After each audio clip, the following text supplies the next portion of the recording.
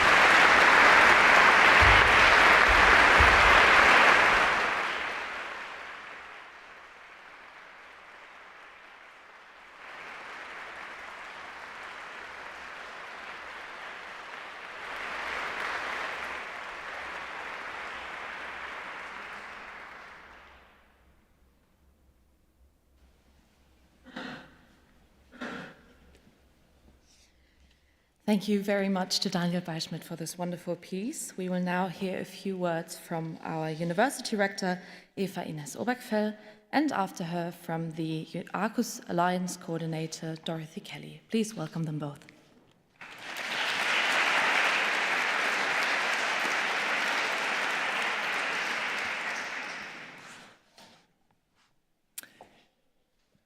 Dear colleagues, dear participants of this year's annual conference of Arqus, dear students, dear guests, you have all traveled here from all over Europe and the world. And it's my great pleasure to welcome you on behalf of Leipzig University to the Arqus Annual Conference 2025 here in our beautiful city and here in our beautiful university. I extend a particularly warm welcome on behalf of our entire university community to our university partners, Graz, Granada, Lyon, Mainz, Minot, Padua, Vilnius, Wrocław, and also our associated partners, the Mohila Academy from Ukraine. Despite challenging times, and the newly added associate partner, Durham University from UK, as well as the International Advisory Board members and our guests, our speakers from other university alliances. Welcome to Leipzig University. The next few days will be devoted to exchanging ideas, hearing of best practices, and getting to know innovative solutions across institutions. In plenary sessions, in working groups, and in meetings of official governance bodies of the Arqus Alliance, strategies and pathways to strengthen collaboration within European university alliances will be identified.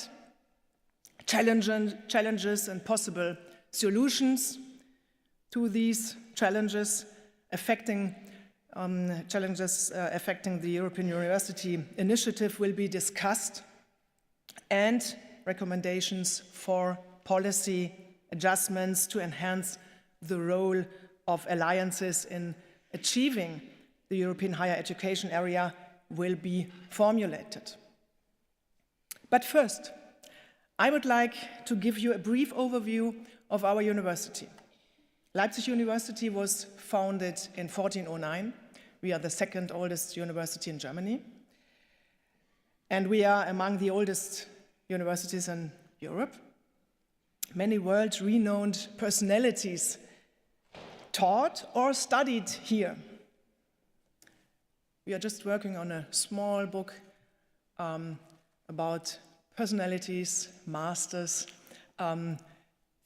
over 7 centuries working at our university. Time and again, Leipzig has also been the source of major scientific developments.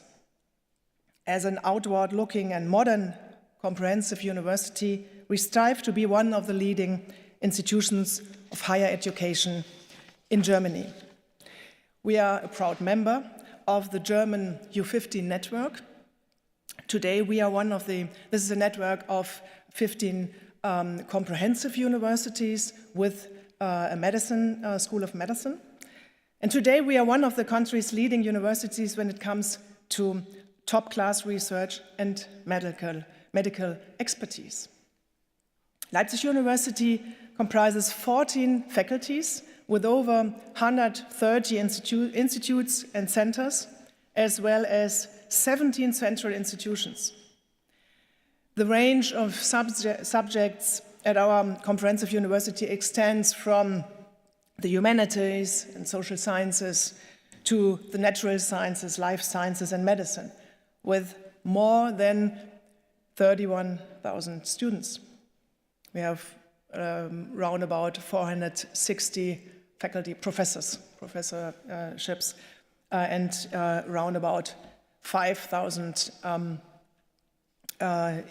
people working in the administrative staff and teaching stuff. Right now, you all are here, and I'm happy to welcome you here in our Paulinum. The Paulinum is an assembly hall and at the same time the University Church of St. Paul.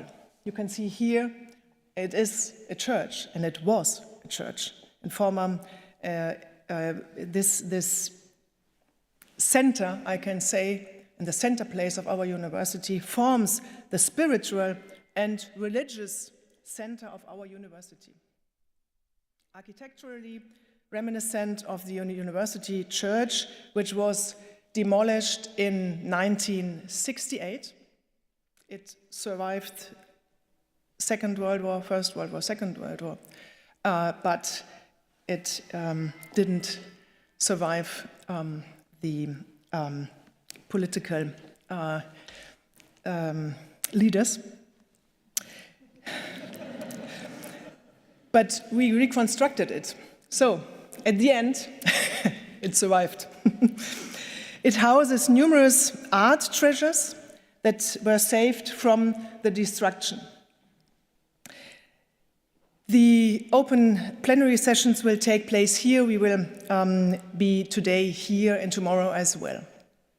In this hall, Leipzig University is proud to host the 5th Arqus Annual Conference under the title European Universities at the Crossroads. The Arqus Alliance stands for exchange, collaboration, and the shared pursuit of excellence in research and in teaching. We would like to combine this, and we share this idea and this vision of combining excellence in research and teaching. And this conference provides us not only with an excellent opportunity to celebrate our achievements so far, but also to develop new ideas, to have a look forward, to broaden our perspectives and inspire one another. In a time when international exchange and cooperation are more important than ever, and long-lasting partnerships worldwide are in danger, it is especially valuable for us to come together as a member of the Arqus Alliance and tackle the opportunities and challenges facing our universities collectively as a common task. The Arqus Annual Conference 2025 aims to bring together leaders, academics, students, and stakeholders from across the Arqus European University Alliance to reflect on the evolving landscape of European higher education.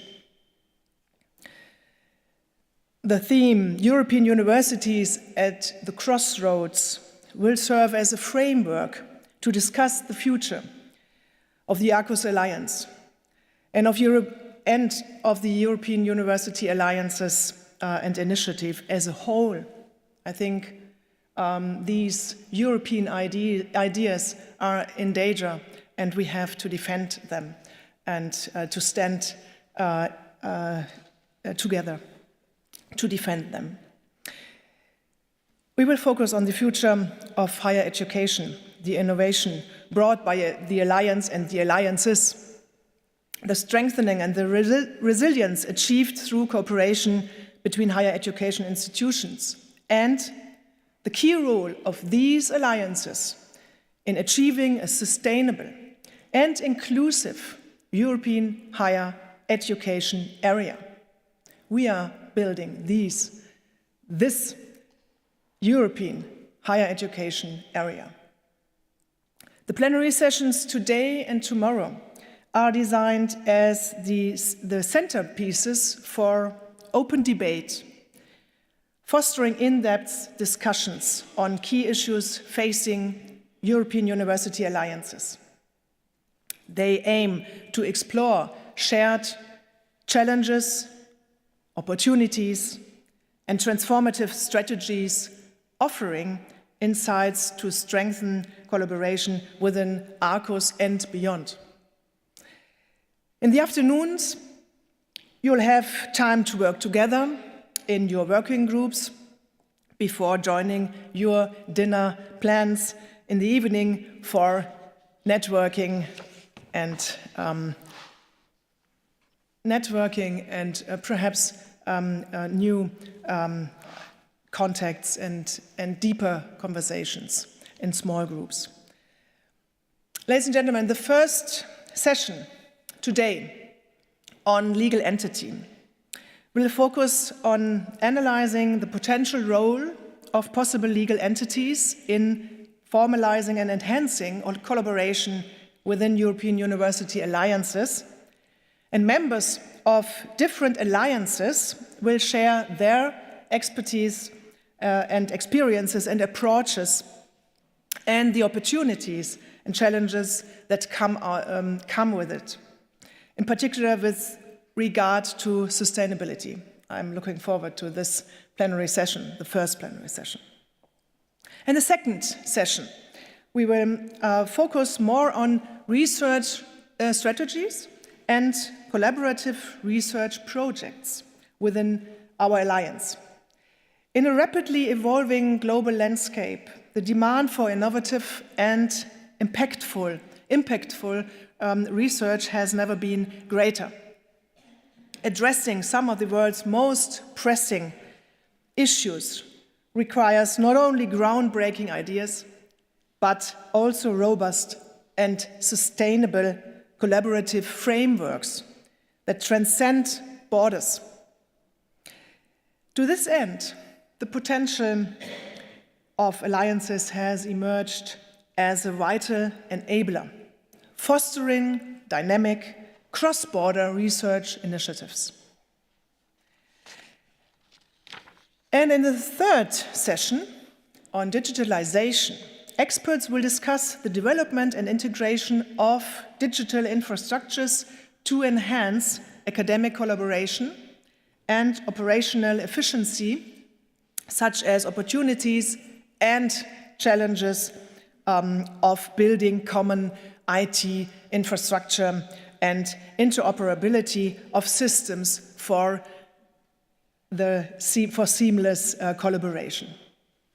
I think this is an urgent need for all of us. They will as well address digital sovereignty and data protection challenges and best practices in building resilient digital frameworks. Leipzig University is proud to be part of Arqus Alliance that continuously strives to enhance the quality of academic education and research across Europe and to grow together with our partners, with you. The European University Alliance have a complex nature with numerous facets to consider and many areas to be involved. We all know that. As an alliance, we have to be open. I'm convinced that this is a crucial precondition. We have to be open and we have to be willing to rethink structures and principles. We have to be in motion and as well as to stay realistic according to our profiles, according to our strengths. We might have to concentrate and focus on fewer goals in order to achieve more. Let's discuss this. And perhaps we have to ask ourselves, what do we want? What do we now, at this moment, what do we want? What do we want for the next 2 years? For this year? What do we want and how can we achieve this together? And under the given challenging circumstances. In this regard, Leipzig University is looking forward to intensify Arqus-specific contents, offers and outcomes of the Alliance and to drive them forward for our institutions. We are pleased to approach and explore some of the challenges and questions here in the next days today, and we look really forward to continue our strong collaboration with our partners in the future. Welcome, Peter. It's not to blame, but just to welcome you warmly. Thank you all for being here. And I look forward to engaging presentations, stimulating conversations, and a successful conference. Let us work together to address the challenges of the future and continue to advance the vision of sustainable, of inclusive and innovative higher education, higher European education. And I wish you all an inspiring and successful time here in Leipzig, in our lovely Leipzig. You will see. Welcome you all here at Leipzig University, and I will hand over to my colleague Eeva Leinonen. I will hand over before. I will hand over to our coordinator, Dorothy Kelly, and welcome again to Leipzig University. And let us have a wonderful conference and conversations here.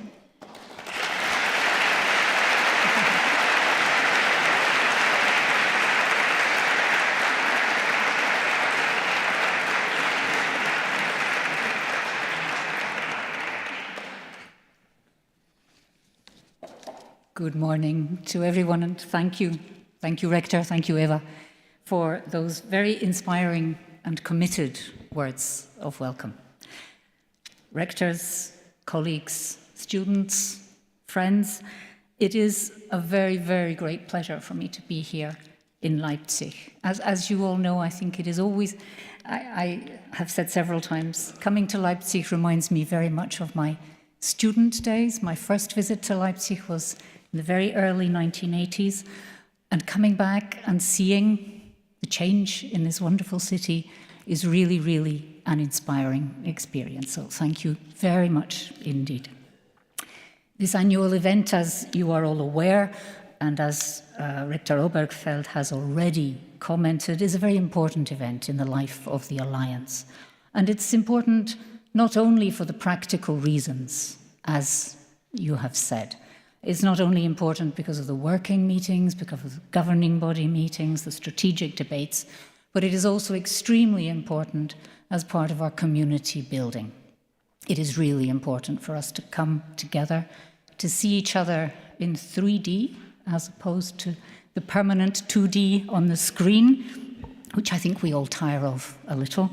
And of course, it is fantastic to be here and to see physically the wonderful, wonderful setting in Leipzig University. So sincere thanks to Eeva for your fantastic welcome, for the wonderful organization which your team has put together for this event, a complex event. We all know universities are complex institutions. When we put 9 of them together, 11 of them together, well, we multiply, and not, I think, by 11. Perhaps by a little bit more. So thank you very, very much for that. Thank you also for putting together an extremely interesting program, which you have also presented to us, and for centering on 3 major issues, 3 major challenges, but 3 major issues which take us into the future. And again, I think that is absolutely essential. So the legal entity with regard to the sustainability of our cooperation, a more structured cooperation. Our research dimension. From the very beginning, we are research universities, and we all know that we need a research dimension to our alliance, despite the funding streams. And our digital infrastructure. In the 21st century, it is essential for us to have a stable digital infrastructure which works for all of us, which allows us to work from our various home towns and home institutions. All of those then challenges, which I think when we bring them together, mean that this conference is an important milestone, if I can pick up on the journey metaphor which we have in the title of the conference, taking us beyond the short-term project perspective, taking us beyond the project mode, dare I say, beyond deliverables, beyond the project speak, and beyond the very limited blinkered vision which it imposes on us. So this long-term and broad vision of a sustainable alliance beyond Erasmus+, beyond 2026, beyond 2028, is absolutely essential. I would also like to say I'm delighted that we are joined here today by our International Advisory Board. Welcome again, and thank you. Thank you for the input which you bring us over the years. We know that it's hard sometimes from the distance to follow what is going on, but it's fantastic to have the opportunity to have you here in presence today to join our discussions. And thank you also to the excellent speakers from our sister alliances. This initiative, and Eeva has already mentioned this also, it is a pan-European initiative. We're not just one alliance in a vacuum. There are now 65 alliances, and we are all facing very similar challenges, which is why it is a wonderful opportunity to share with those we see as sister alliances the experiences which you are also going through. So thank you for being here with us. Some of you at very short notice, I am very aware, and perhaps just a brief comment there. We had in our long-term planning ensured, as far as we could, gender balance on all of our panels. I am afraid that reality sets in, and a couple of our panels are a little bit more imbalanced than we would like them to be, for which we apologize, but we can say that our overall balance is okay. So, when the University of Leipzig proposed the title for our conference, the world's geopolitical situation was not quite so complicated as we see it today, although I think there were plenty of clues on the horizon as to what could come. So perhaps if you will allow me just briefly to say that we begin our conference with our continent, Europe, at a crossroads. We are losing basic reference points, long-standing reference points, some post-45, some post-89, but I think it is very, very clear that we are at a crossroads in the world's geopolitical situation with an increased fear of armed conflict, which has led the European Union to launch a call for action, variously described as rearmament, preparedness, readiness, and so on, and mostly understood in terms of defence and arms spending. We are in universities, and I believe that as universities, it is even more important for us to think in the long term of how to underpin those basic values. To think of rearming Europe, but in democratic terms, in terms of values. Remember that one of Arqus's priority themes, transversal priority themes, is European identity and heritage, and those values are the central pillar of that heritage. Let us remember, and I apologize for the term, it is not mine, I think you all know whose it is, that the European Union was not set up to screw the United States, but rather to guarantee peaceful cohabitation on our continent, however imperfect the current institutions may seem to us. The Union has played a major role in maintaining the values which have allowed for progress, peace, advances in human rights, social rights, inclusion, equality, and respect for, not just tolerance of, diversity. And in that progress, education and especially higher education have played a central role in educating critical citizens, in ensuring well-informed, rigorous, evidence-based approaches to decision-making versus subjective, unfundamented opinion, which unfortunately, even occasionally in the academic circles, we hear. All of these basic values are the center pillar of the Arqus mission statement, many of them manifestly under threat in countries where only months ago we believed they were strongly entrenched and defended. And one of the core values there is deep cooperation, multilateralism, based on mutual trust and the huge potential which that brings.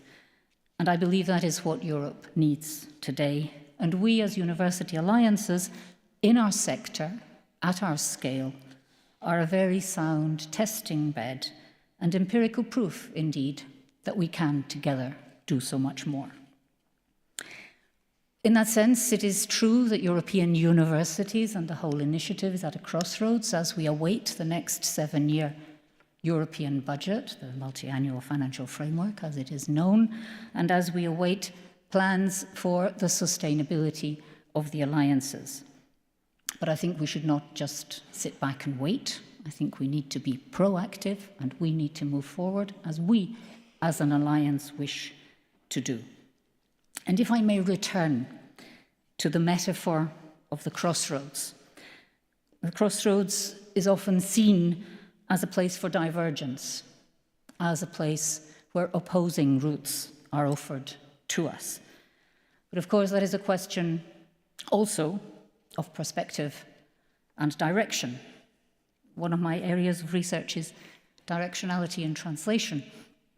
And it is an area where a number of strong, unfounded presuppositions have constrained translation theory and practice over the centuries.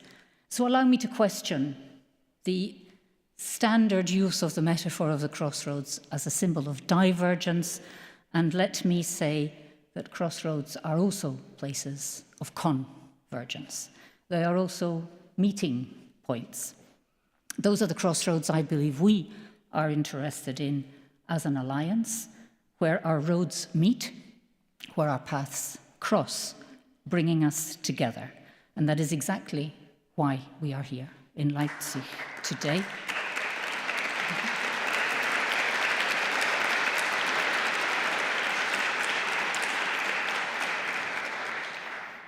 Thank you.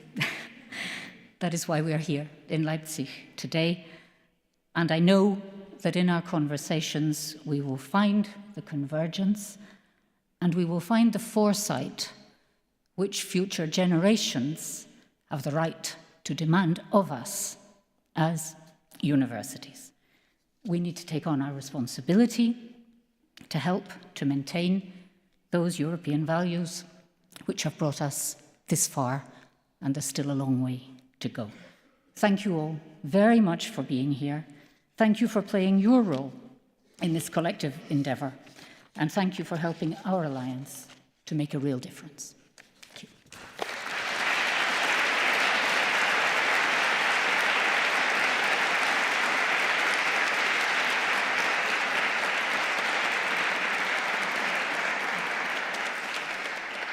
Thank you very much to Professor Obergfell and Dorothy Kelly for these two speeches. We will now already move on to our first plenary session, which you've already heard about. It will focus on legal entity and the future of European university alliances. The session will be moderated by Professor Eva Ines Obergfell, whom you've already met, and Professor Eva Leinonen, President of Maynooth University. Eva Ines Obergfell studied law at the University of Bielefeld, the University of Strasbourg, and the University of Constance. In 2000, she received her doctorate at the University of Constance and completed her habilitation there in 2010. After working as a lawyer in Berlin and as a research assistant in Munich, she became a stand-in for several chairs at different universities. In 2011, she was appointed professor at Humboldt University in Berlin. From October 2016 to September 2021, she held the office of Vice Rector of Academic Affairs at the Humboldt University in Berlin and was appointed Rector of our university in Leipzig in 2022. Eva Leinonen obtained a Master of Philosophy and Text Linguistics from Exeter University and a PhD in Clinical Linguistics from De Montfort University. Her academic research focuses on pragmatic language processing deficits in children and young adults with autistic spectrum disorders. Eva Leinonen has extensive experience in higher education in the United Kingdom, Europe, Australia, and internationally. She joined Maynooth University as president in October 2021, after 5 years of service as vice-chancellor and president at Murdoch University in Perth, Australia. She's been actively involved in national and international higher education, policy discourse, and implementation through her roles in numerous boards and advisory bodies. Please give them both a very warm welcome.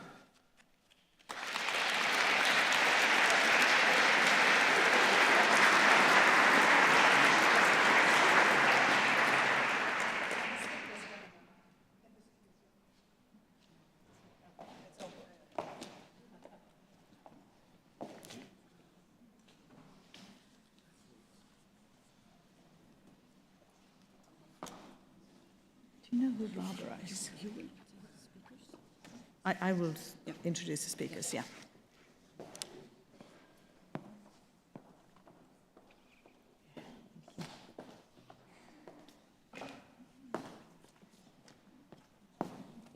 So good morning, guten Morgen. I'm Eva Leinonen, president of Maynooth University in Ireland, and this is my first visit to Leipzig and the university, and what a beautiful place.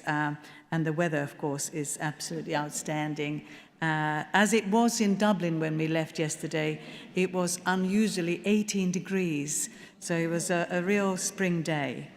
And what a most beautiful hall this is, and thank you, Eeva, for sharing the history of this hall, because it resonates very deeply with all of us. So thank you for that. And thank you, Rector Obergfell, for the very kind and warm welcome to us, and also for hosting us in the next few days.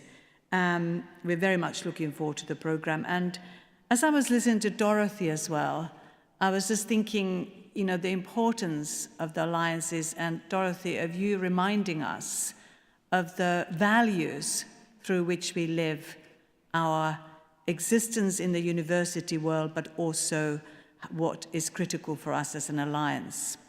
So thank you for that. So our first plenary session has already been mentioned, is entitled The Future for Europe and University Alliances as legal entities. And we have three very distinguished speakers who are going to do a presentation about 15 minutes each. And as Eeva has already said, we are looking at how formalizing university alliances as legal entities can enhance our collaboration as alliances, but also with the particular view to sustainability. And again, Dorothy, you talked about crossroads, and you know, we are at crossroads as the world, actually, in many different ways, but also as the European universities alliances. And I was thinking of crossroads as they are meeting places, as you say, where we gather, where we discuss, but they're also, in my view, different, diverse routes to the same common goals and the same destination. So that's another way, perhaps, of looking at crossroads. So today we have invited colleagues from University Alliances of CIVIS, UNITA and INGENIUM to reflect on their approaches and on the benefits as well as challenges that come with different forms of common entities. So I'd like to thank in advance for our three presenters for being here to share their experiences with us. And after the presentations, the three formal presentations, we then have an opportunity to step into a discussion about the implications of forming a legal entity.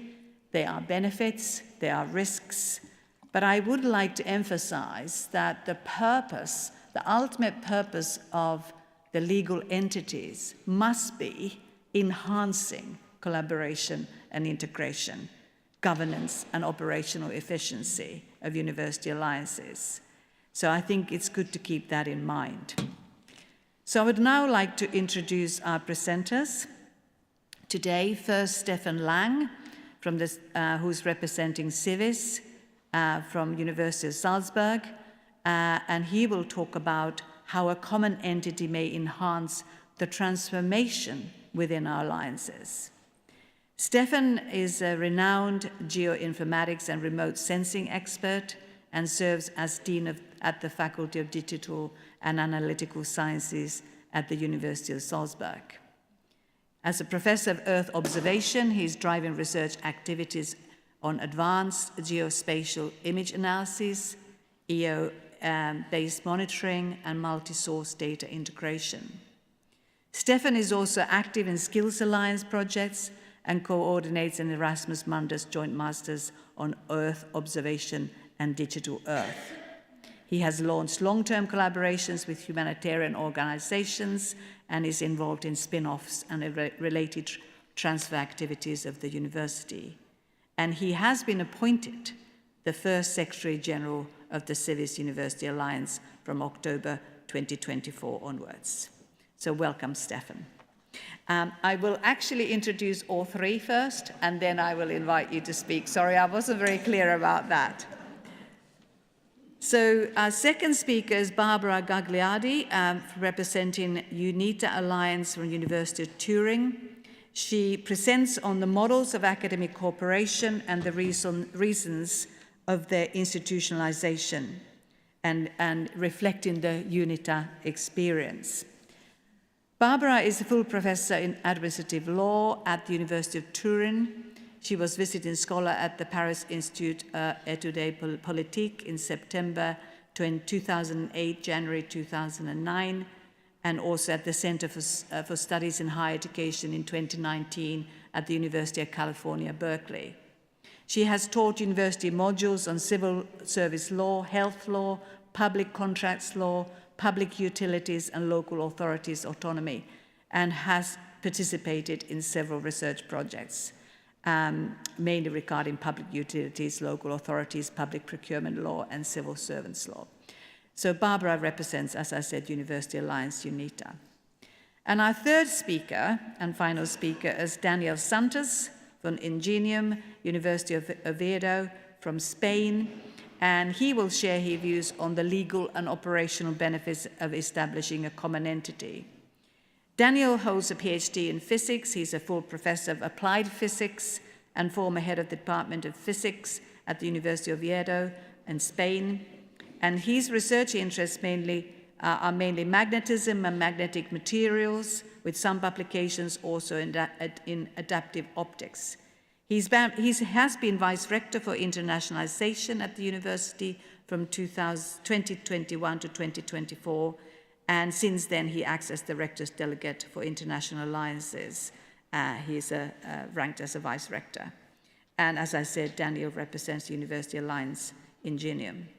So I would now like to invite Stefan to do his presentation, and after that, the three presentations, Eeva will lead the discussion for us, and we invite your participation. Thank you very much indeed.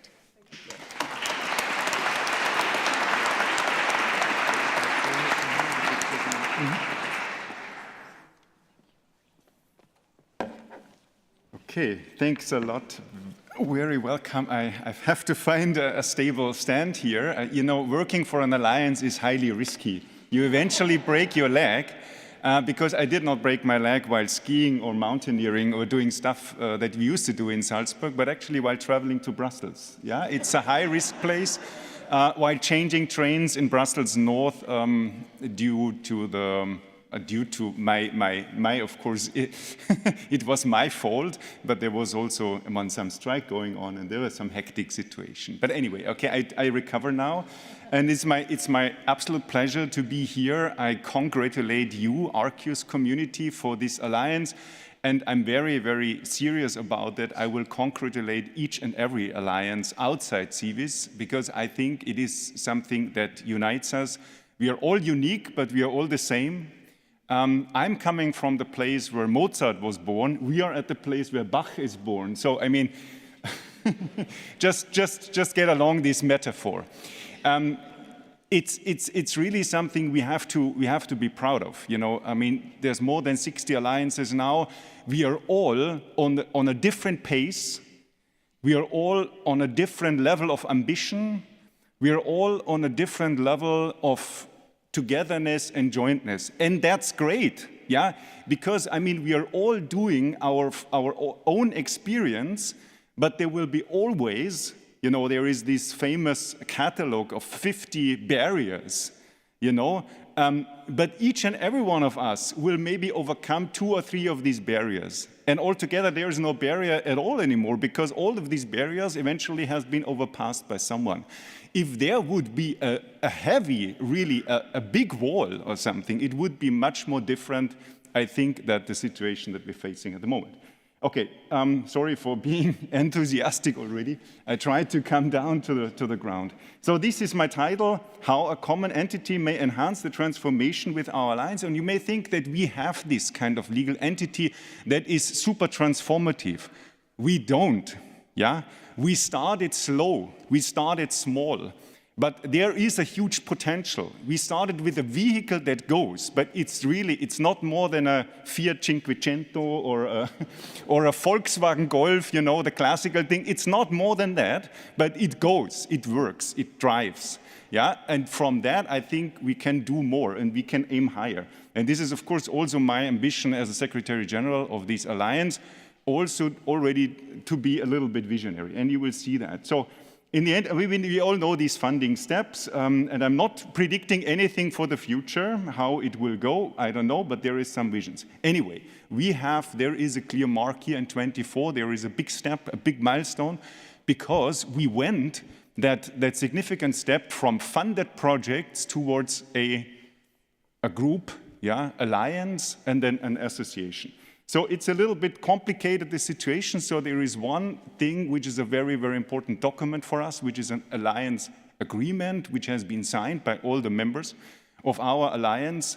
And it's not only the EU-funded ones, but we have also 2 extra, two members, let's say, from Europe, which are not part of the European funding scheme, yeah, from Scotland and from Glasgow and from Switzerland, from Lausanne. And we also have 6 members of this alliance from the African continent. Yeah? So altogether we have 17 alliance members, and they're all represented and they all signed this document. But so what? I mean, it's a document, and it has been a very significant step and a very wonderful moment to do that, but it's nothing legal, yeah, legally binding. So we have, in addition, this association, which is a non-profit organization. According to Belgian law, we know that there is different modes, and we probably discuss that later on a little bit, but for me it's not so important what it is exactly, but there is a legal entity, and we all know that there is an evolution of other forms in Europe, but this is the legal glue and the binding glue. And what I would like to do in this presentation is not so much going into that. I have an initial slide where I quote a little bit of this from the statutes, but it just demonstrates that it is something small, yeah, moderate, but with potentially great ambition. And I will go through the slides and show some of the activities, and then I will always put some kind of ideas where this legal entity could actually push that forward, and I think it's hopefully exemplarily and representative for what we are doing all together. My personal role here is a dual role, so I'm the Secretary General. I have been elected from the Board of Rectors for this position, and I am, I'm Secretary General of the CIVIS Association, which is more, let's say, an administrative management job. At the same time, I'm also Secretary General from the Alliance, which is much more governing and political position. And obviously, I'm not alone in this, and there is a governance structure, but I'm part of that. Yeah, I'm instrumental, sort of, in this. So it's a dual role, and this is also something. Of course, I'm the first one. It's a pilot phase. You know, I have to do well. I should not break any legs, but I did not succeed in this. So it's a piloting phase, and we will see how that will evolve. I'm not boring you with any like text-heavy slides. This is the only one. For me, it's important that there is not so much ambition put in this association document, or the statutes, basically, and that was the reason why it was pretty quickly actually adopted by the Belgian government. So there was nothing critical inside. Yeah? Even though we know from other alliances who were much more ambitious in their association statutes, and then, of course, they are somehow questioning this. I think it will change in the future, but we are maybe not yet there. So it was for us, the strategy was actually to start low and to start simple, basically, in order to gain more in the future, but actually to get going, yeah, to be actionable. So it's a lightweight instrument, but our General Assembly works. We have all our 17 but one. There is one issue at the moment with one of the African partners, but this is not a general, it's just a delay. So otherwise, all of the other universities are members of this association. So how does it look like? Just, I'm not going too much into CIVIS, don't worry. But what is unique is indeed, I think, is this kind of heavy emphasis on African universities. You see there's also 6 comprehensive and research-intensive universities across the African continent, and they had been strategic partners from the beginning, or from the early days of CIVIS, and they are now associate members in our alliance. While we have 11 full members from Europe, including, and there is no difference whether they are now part of the European Union or not, whether they are now fully eligible to Erasmus funds or maybe only in 2 years or whatsoever. You know, there is no difference in that. Glasgow and Lausanne are equal partners as the others. And we also try to have to put our African partners on an equitable level. So I think that's quite important. Again, I'm going through some of the ideas. I always put like a little rectangular where I sketched the principal role of the legal entity, and this is the main thing, because otherwise we don't need to read all the rest. You know this, the three pillars of our European universities, they are all the same for us: jointness, inter-university campus, or the digital campus as we discuss it later on, and interdisciplinarity, common research activities, collaboration. So educational offer and so on. For me personally, I think this legal entity in general, it is already something which is very, very disruptive as a concept, yeah, because it has not been there. Even the European parties, they are looking for a proper instrument to organize themselves. They are also, most of them, or some of them at least, they use this kind of Brussels-based or Belgium-based non-profit organization, because there is no proper instrument in Europe as yet. But of course, we are moving to that. So for me, this as such is already quite disruptive. And I think on the long run, it will be a very strong catalyst for transformation, because once we are doing it, basically, then everything else will somehow follow. The second is, it's a sort of a proof of concept for an economic model of alliances. What I mean by that is that, of course, we all know this. This is a huge project. But it's not a project. Well, at least not on the long run. I mean, we have to really change the mindset. It's not just additional work. It's not just extra effort. Of course, it goes 7, 10 years into that. But at some point, it of course has to trickle down somewhere in the administration, in the educational offers, and so on and so forth. So in the end, it should pay off, and also economically, yeah, because we are building synergies. It cannot be just an enormous extra budgetary effort. At one point in time, if we are wise enough, I think, and intelligent enough, and having, of course, the financial support towards that, on that journey. But in the end, I'm fully convinced that we will have and will find an economic model which is really a benefit as compared to be not part of this endeavor. The third, what I have here is in our case, and I think, of course, that applies to all of the alliance, but this is also reflected in our name because it is about participatory approaches, sorry, and public engagement. So really reaching out to the public at large, we have this instrument we call Open Labs. We are heavily trying to work with non-academic partners, with museums, but of course many others, and increasingly also with industry.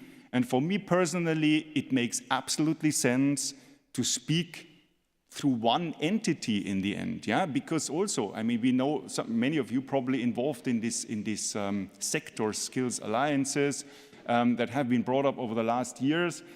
So, of course, I mean, there are big representatives maybe, there are faces behind that, but we are not talking to 11 or 17 universities. We would like to talk with one. So it makes it much easier, I think, to engage with external stakeholders if you have that kind of common legal entity.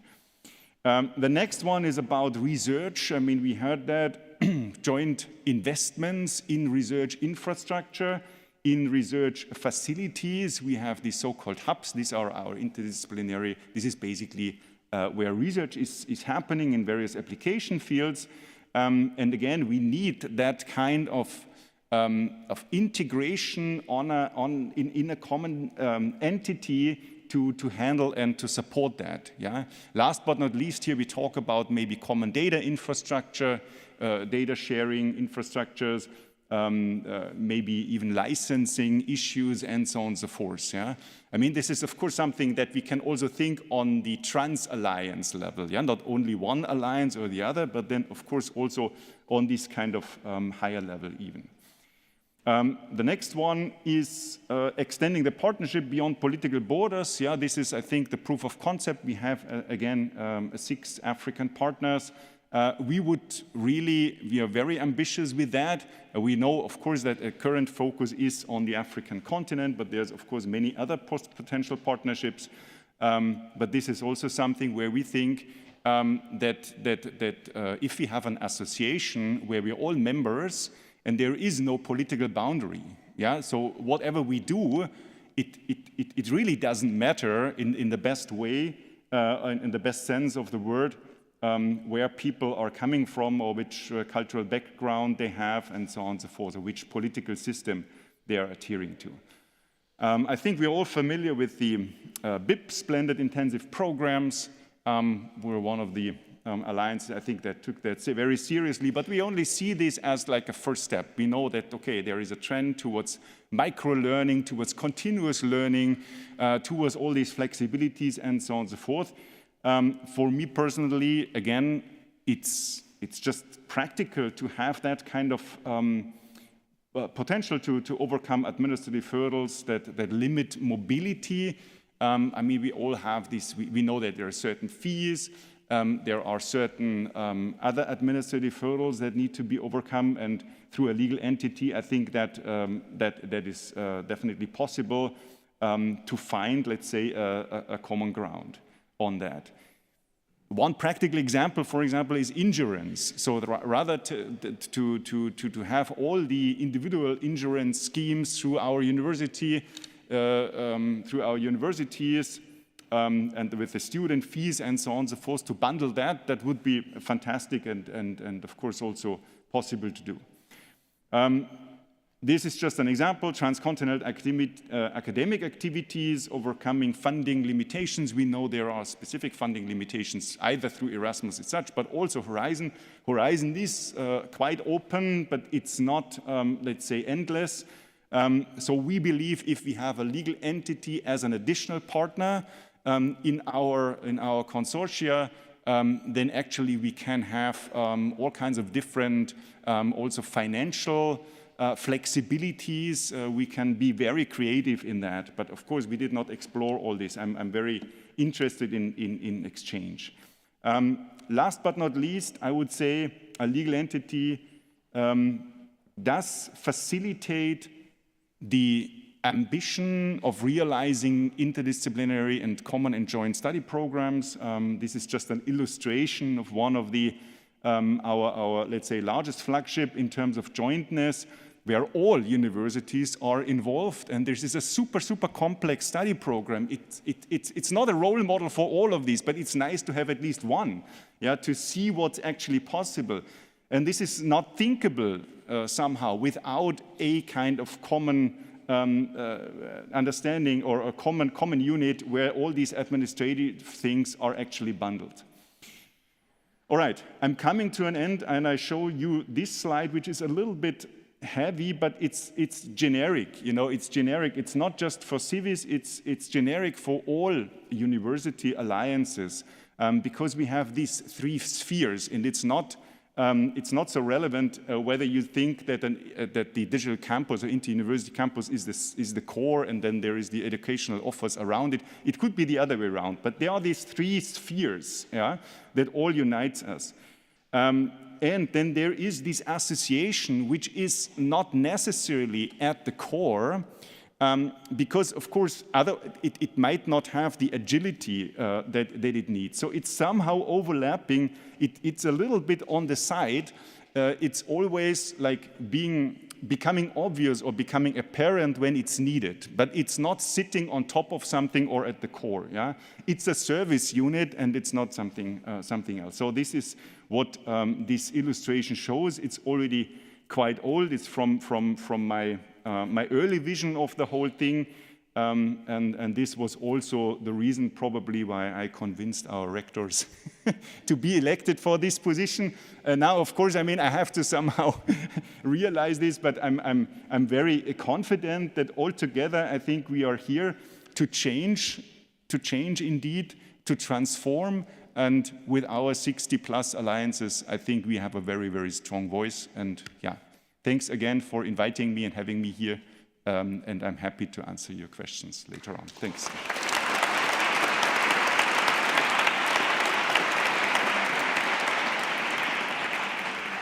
Thank you very much, Stefan Lang. But we will have just in sequence our presentations now.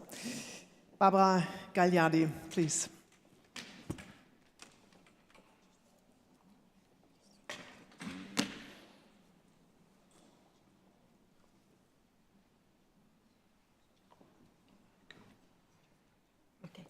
Thank you very much, and I'm very glad of being here and having the opportunity to share some of the results of our pilot project, which was funded by the European Union to analyze the institutionalized options of cooperation. This presentation will be a mix between theoretical background and also some concrete information.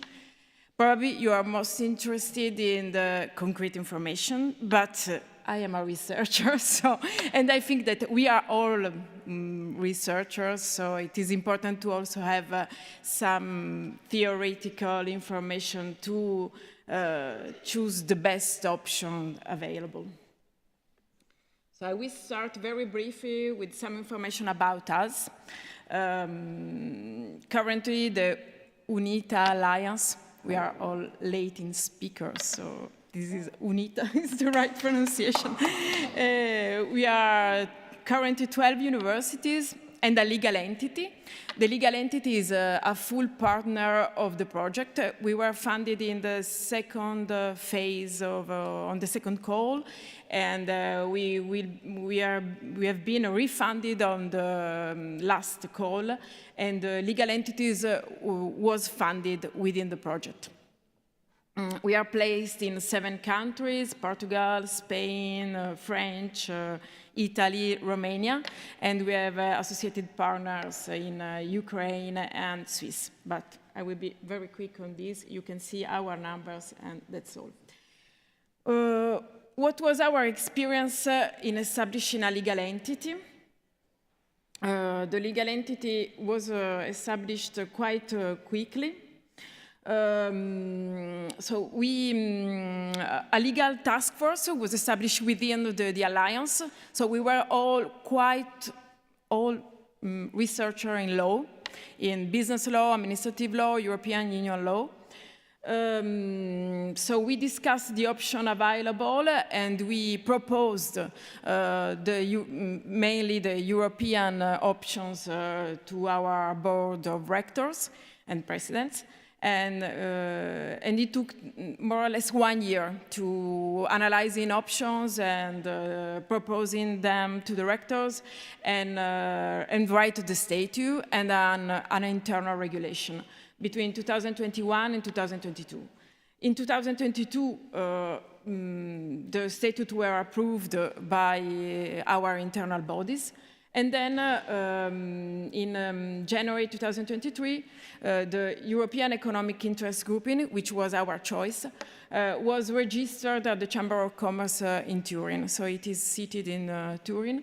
And the registration was very easy because one of the strongest points of this kind of grouping is that it is very easy to register and very easy to be approved at the national level. So it was, we presented the pilot project, which was funded in January 2023, and we have been working for 1 year on research activities related to the institutionalization of groupings. And finally, as I mentioned before, the EEG was funded within the UNITA second phase in 2023. We chose the EEG, which is a European legal entity established according to a European regulation. We can define the EEG as a European consortium set up to pool means and other resources and to share losses and costs. I think that the European University initiatives gives us the opportunity to make a shift from informal to formal networks, which is a very great opportunity for us. Normally, the institutionalization of cooperation have been studied a lot in the field of organizational theories and also administrative law, mainly for local entities or for health sector. There are not so many studies in the field of university cooperation. And I think this is because normally university networks are informal networks. Networks that come into existence spontaneously, thanks to personal relationships between individuals who share the same culture. And they could be very strong, they could work very well, but they are not stable, they are not so visible, and they are not so accessible. So with the European University initiatives, we are institutionalizing our networks. Hey, here you can have two possible choices. Institutionalizing we can formalize our networks, but it is not mandatory to institutionalize them. The first option is choosing for non-institutionalized options, which means formal network based on contracts and agreements. All the alliances are based on agreements. So they are mandatory, of course, because an agreement is a contract, it is mandatory. But they are less strong than an institutionalized network. They are less visible and also less sustainable, especially in a long-term, medium and long-term perspective. And especially they are not free from the change of majorities within universities. The organizational theory distinguishes between participant-governed networks, which means networks based on symmetrical powers of all the members. And this is the choice, I think, for every alliance. There could be also leader organization governance networks, which means network where there is a leader with some coordination powers on the other members. The opposite option is the institutionalization. In your organizational theories called the legal entity, the network administrative organization, which is a separate administrative entity set up specifically to govern the networks and its activities. And even there are possible options. The first option is having a kind of service alliance or lateral alliance, which means an entity established for support services. For instance, buying goods, buying services, manage infrastructures, or hire shared personnel, delivering services to the market or to the community. For instance, delivering services to students, to the researchers, whatever. The EAG is a kind of support services entity. Very different is imagining a strategic coordination entity, which at this stage doesn't exist. So there is any instrument which is conceived for this purpose, neither at the European or at the national level. We can imagine it as a kind of control room in order to able to coordinate partners' activities, non-economic or economic activities. They call it an integrative alliance. Normally, an integrative alliance is the first step towards a merger. We don't have any intention to merge, but we would like to have in the future probably something more similar to a control room to ensure a strongest coordination of our activities. At this stage, you can reach these results just with a non-institutionalized alliance, just with a contract or an agreement. So what are the available options currently? There are some options at the EU level, some others at the national level. For instance, the association based on Belgian law that we studied also is based on national law, of course. The European main options are the European Grouping of Territorial Cooperation and the European Economic Interest Grouping. The other two doesn't fit very well for our purposes. They have shortcomings very important, so I don't speak more about them. At the national level, there are for-profit options and also non-profit options such as associations and foundations. As I was saying, we choose for the European Grouping of Economic Interest because we really wanted a European legal form for some concrete reasons, because it could be automatically recognized in each member state. It is more visible, more easy to understand also for external stakeholders, for instance, corporations or local entities in other member states. We choose it because it is very flexible and very easy to establish. As I was saying, the registration process took, something like 2 or 3 months. So it was very, very quick.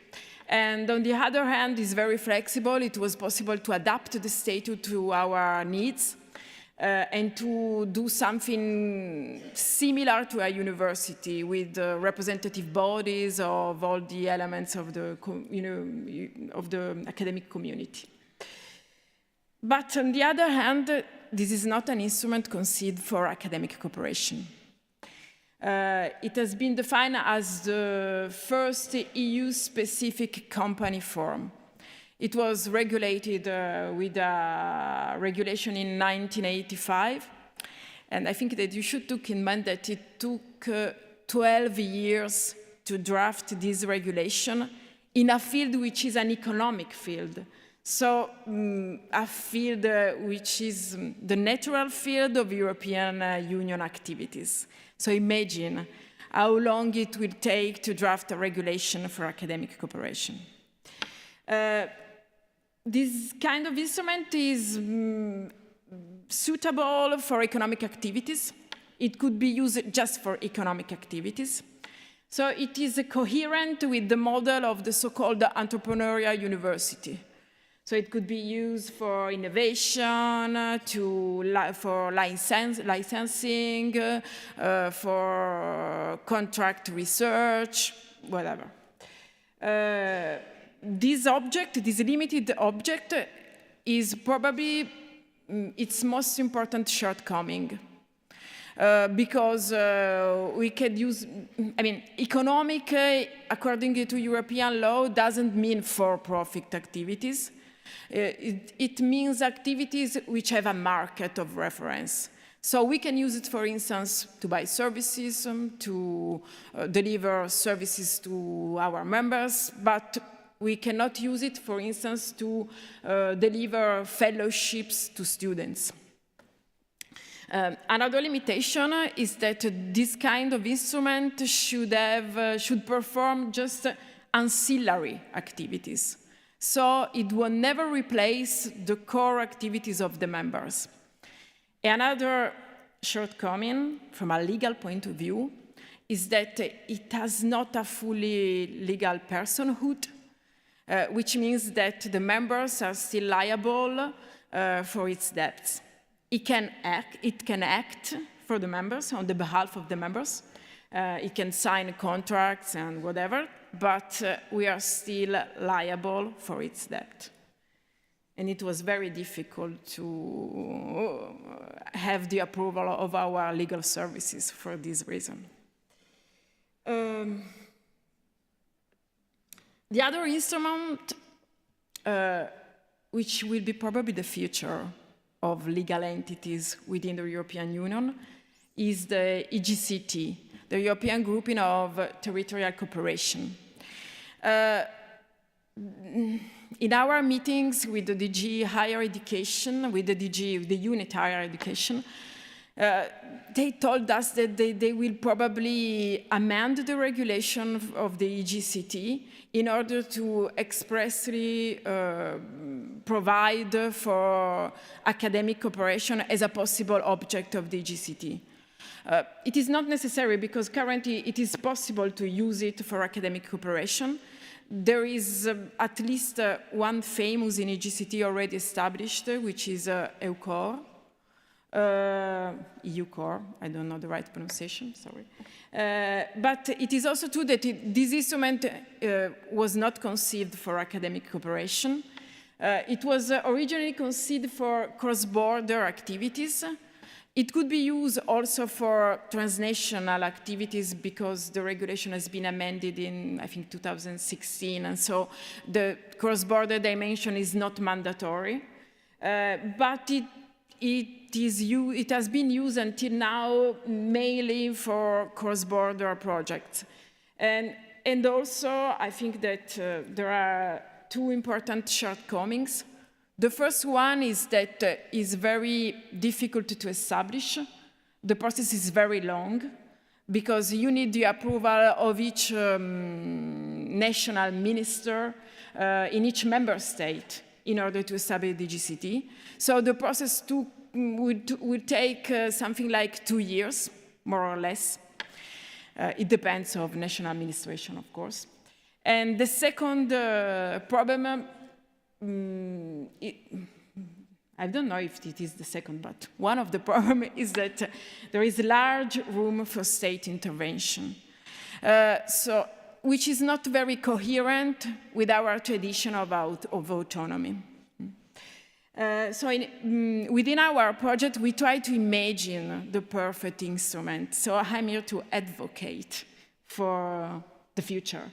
I think that it won't be possible in the next years. So I'm proposing a medium or long-term perspective because basically the European Union has not the competence to draft such kind of regulation. So I think that you should advocate also at the national level, probably to use intergovernmental methods in order to achieve these results. But I think that we need an instrument that we call the EGAI, European Grouping of Academic Interests. Another project call it the European Grouping of Academic Cooperation. It's the same.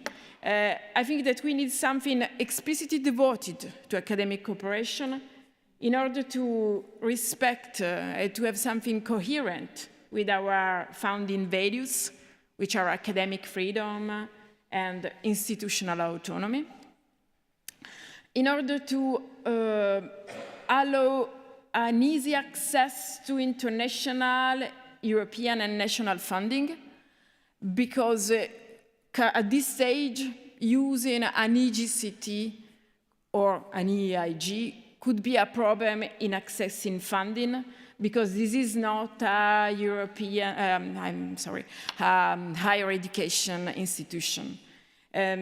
So, for instance, EUCOR doesn't have the Erasmus Charter, you know, because they are not a higher education institution. We need an academic instrument of cooperation to have, to allow the recognition of the experiences within this instrument in national academic staff career pathways. Currently, an experience within such an instrument won't be recognized in our national pathways for career. And also to be under the responsibility of the right minister, the higher education minister, and not another minister in the economic or whatever field. Because at the end of all, I would like to conclude recalling the title of an article that I wrote with 2 colleagues several years ago. We are all public institutions, but on the other hand, university is not an administration like any other. Thank you very much.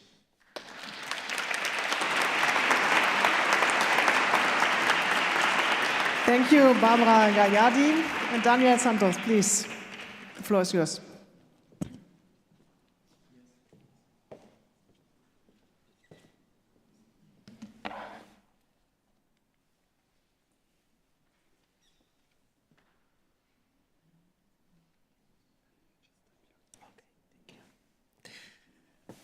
Thank you so much for the invitation. Good morning to everyone. It's really a pleasure for me staying here, and I hope you are having also good time. You are feeling good? No, not good. You are feeling fantastic time here in Leipzig, in this university, and in this Arqus conference. And for me, it's also a pleasure to stay here, not only with Arqus, with my colleagues from other alliances like CIVIS and UNITA, because we are INGENIUM, are newcomers, maybe, and we benefit a lot from the experience, from working together, listen to you, the great work you've done during this 6 years, during this period. So you've paved the way for us, and I'm glad to have the chance to team even with you from all of you today. So today I will be talking about why INGENIUM decided to start the process of creating a European grouping of territorial cooperation. I know it's difficult, we'll see, but which steps we have taken and the structure for the following years. First, we should explain who we are. We are one of the alliance on the third call. We like to call us the Alliance of the Diversity, because we are formed by 10 universities, very different institutions, from comprehensive universities, from technological or universities of applied sciences, even a medical university from maybe all the corners of the European Union. And you can see also which are our main focus areas. So why a legal entity? Why now?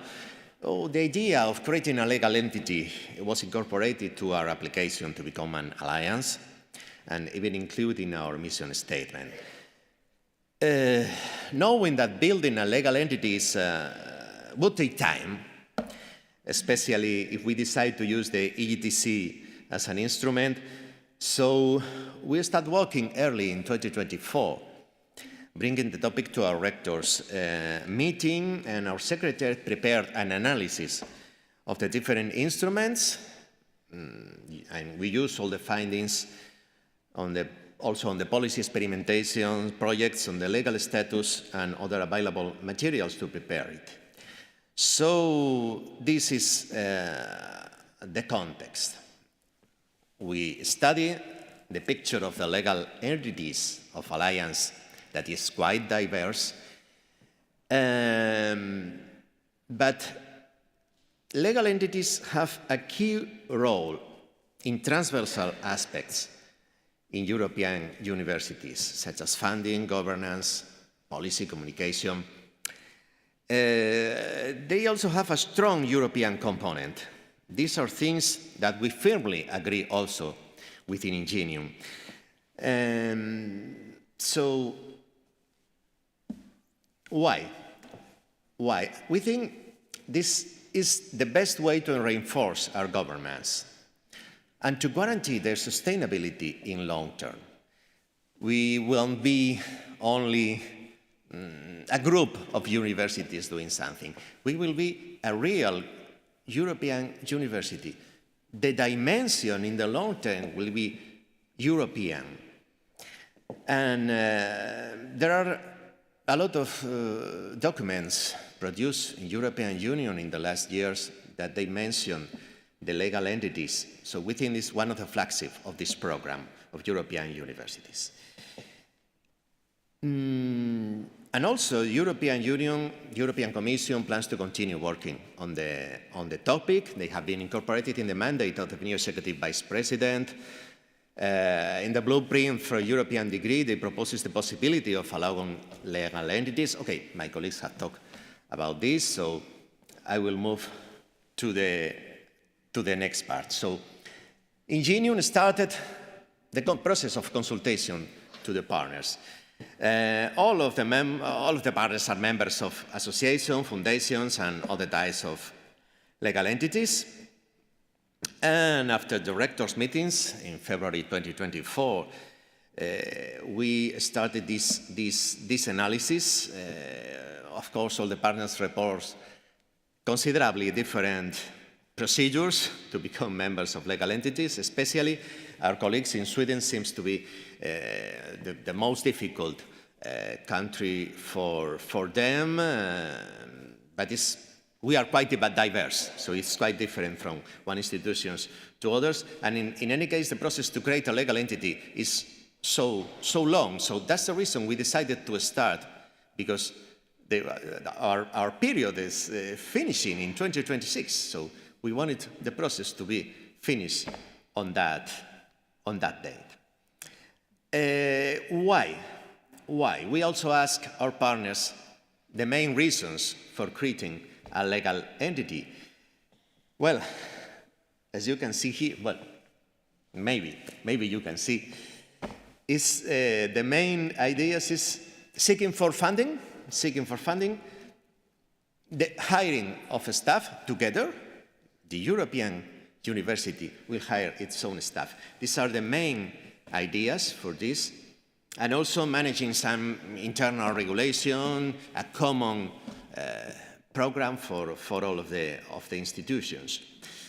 So we show the rectors the different options available, the European grouping of territorial cooperation, the European Economic Interested Grouping, and the National Association Foundation. My colleagues have talked a little bit about them. So, in our case, we decided to use the EETC. Also, we know that it's complex, but we feel that we are newcomers on this, so we need to do something different. But maybe this experience will be also useful for our sisters alliances. If we fail, you will know that this is science also. So if we fail, we know that this is not good. So this is the time for doing this. So we feel that in the long term, we will also can apply and receive funding from European Union for these cooperation projects, employ our own staff, acquire services, goods, as we have explained before. So this is the instrument. Okay, I'm not expert in legal. I'm physics, so maybe I must apologize if I am explaining something in the wrong way. Luckily, my team, in my team, there are experts on this. So we feel that this instrument is extremely aligned with the European University Alliance's action, and especially with our objectives in INGENIUM. And we feel that it requires hard work and long-term work, but it will help authorities. Especially, most of our universities are financed by the regional governments, so we need them to support also on this process. To say then that we are here to doing something different, and we feel that we highlight our commitment on European Union ideas. So the first decision for us was the country of establishment. We are 10 universities from 10 different countries, so we have to decide where will be the country of establishment. Okay, we decided Finland.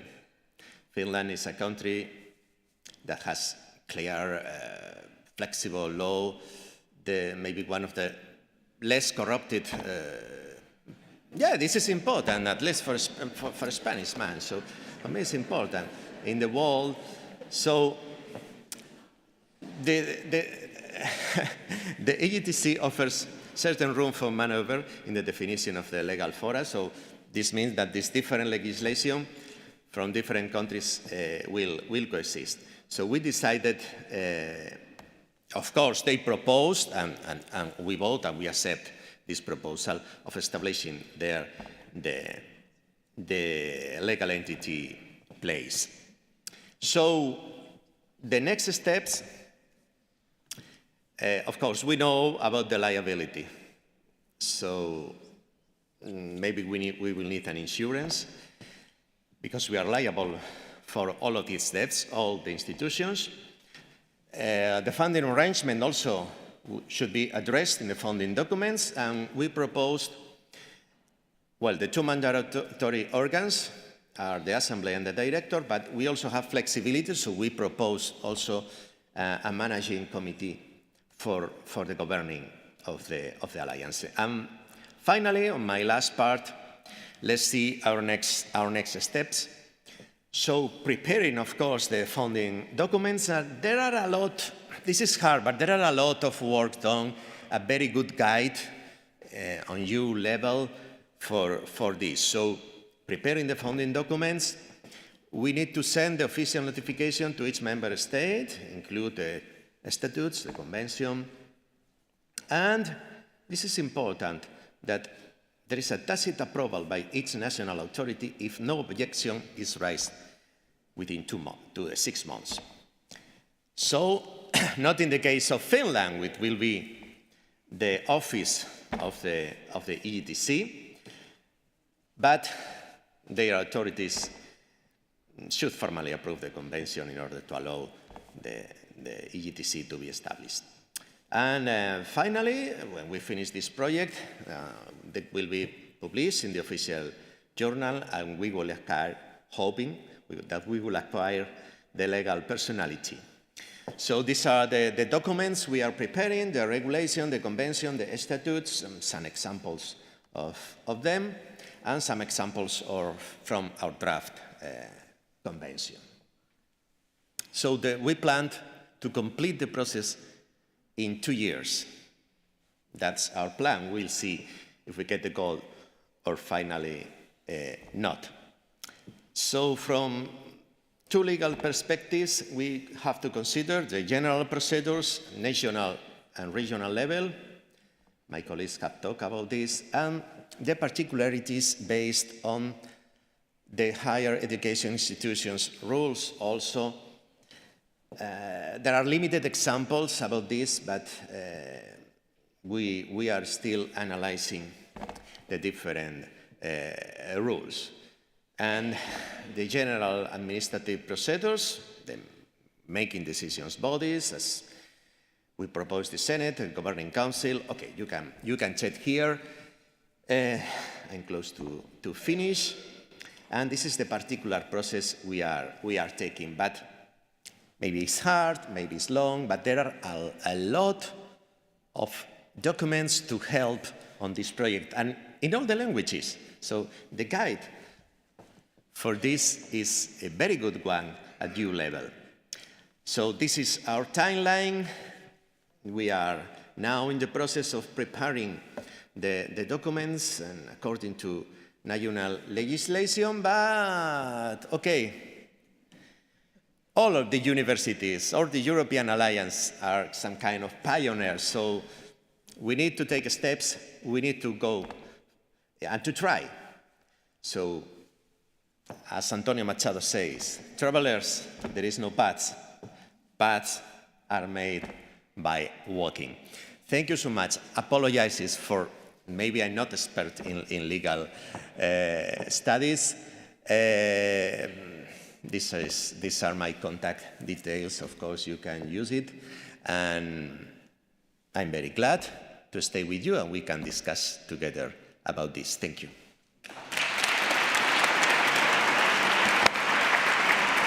Thank you, Daniel Santos. Thank you very much. Thank you, all of you, for these very interesting insights in the topic legal entities.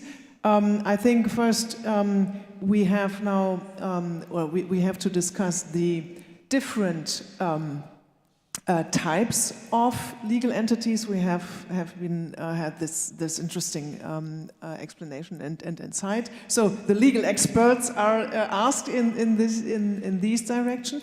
Second, I think we have to acknowledge and recognize that all these, you said it, Barbara, all these legal entities are not developed for academic cooperation. So, in a certain sense, we have to adopt all of these types or kinds of legal entities.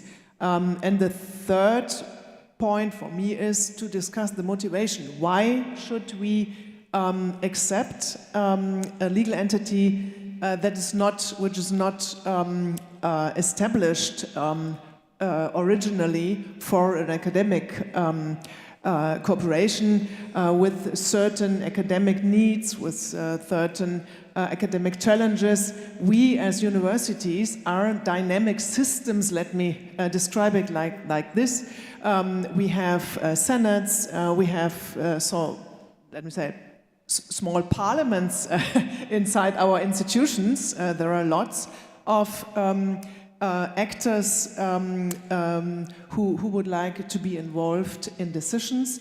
And as I can say, as a rector, we as rectors in the Rectors' Council would like to be involved. And so the decision-making process is a very important point.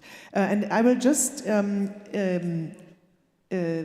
ask you to enter in the discussion and pick up some points from each of you. Very, very shortly, Stefan Lang, you mentioned the financial flexibility through legal entities. You would like to exchange on this topic. Perhaps we can have this small exchange or start the exchange now.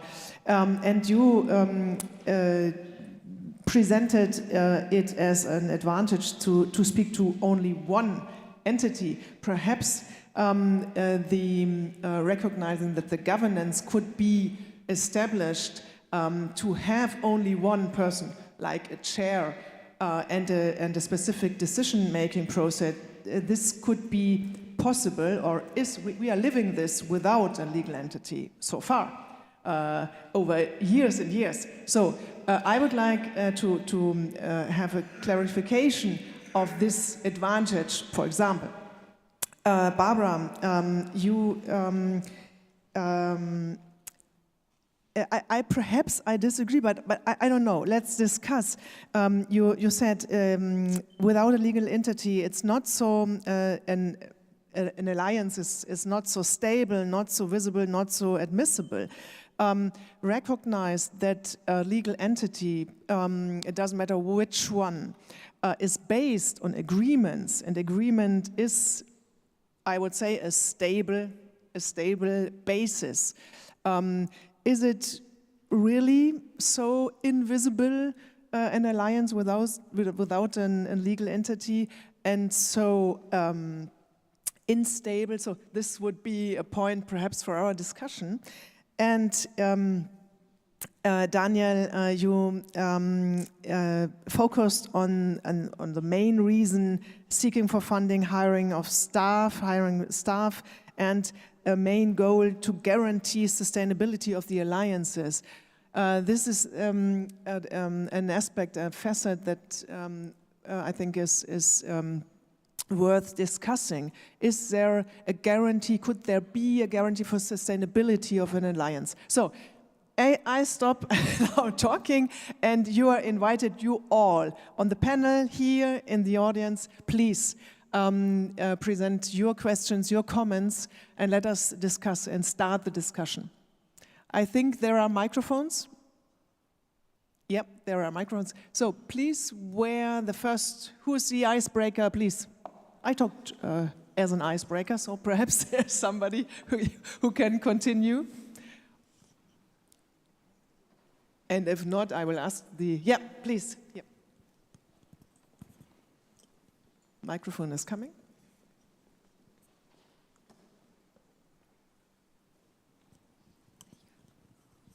Thank you very much, and I'm very grateful for your presentations, and I have just a simple question. 2 years of hard working to transform an alliance to legal entity, and what is the benefit? Do we have any facts which can support the claim that legal entity will get more money from your European Union? Thank you. Who wants to answer? Daniel? Yeah. Okay, thank you. I think so. I think so. After this process, maybe Arqus won't be Granada hiring somebody working for Arqus. Arqus will be hiring.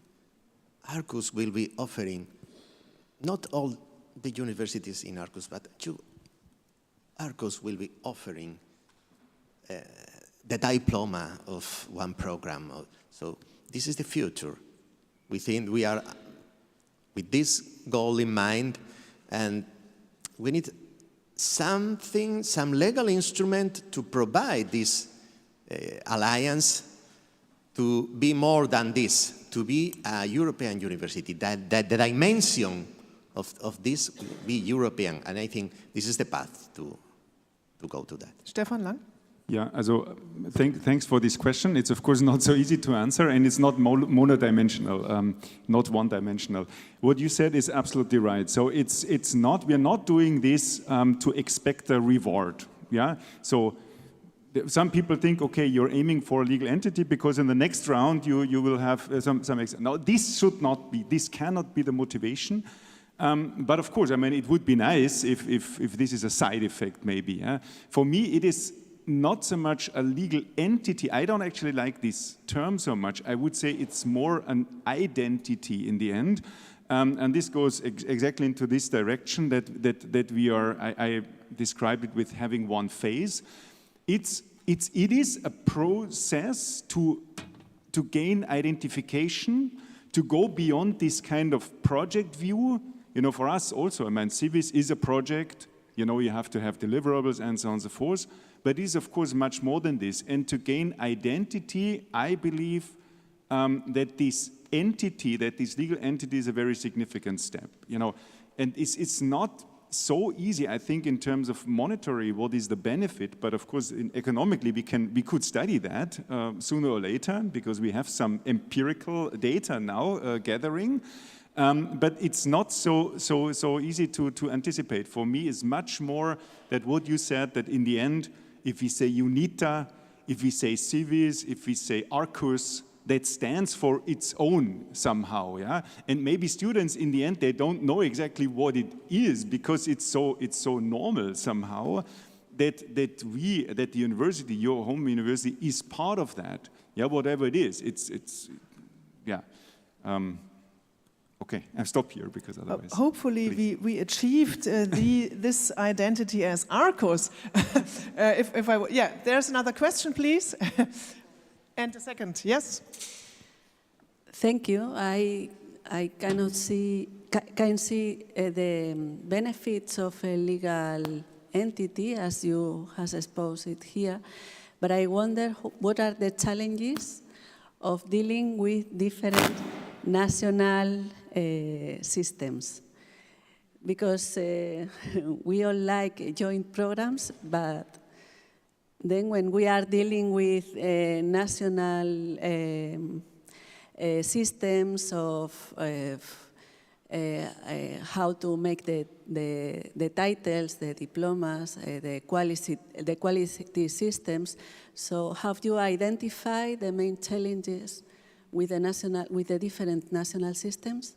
Thank you for the question. Perhaps our legal expert. Yeah, I think it's quite impossible to answer, because, I mean, it's a problem of competence at the European Union level.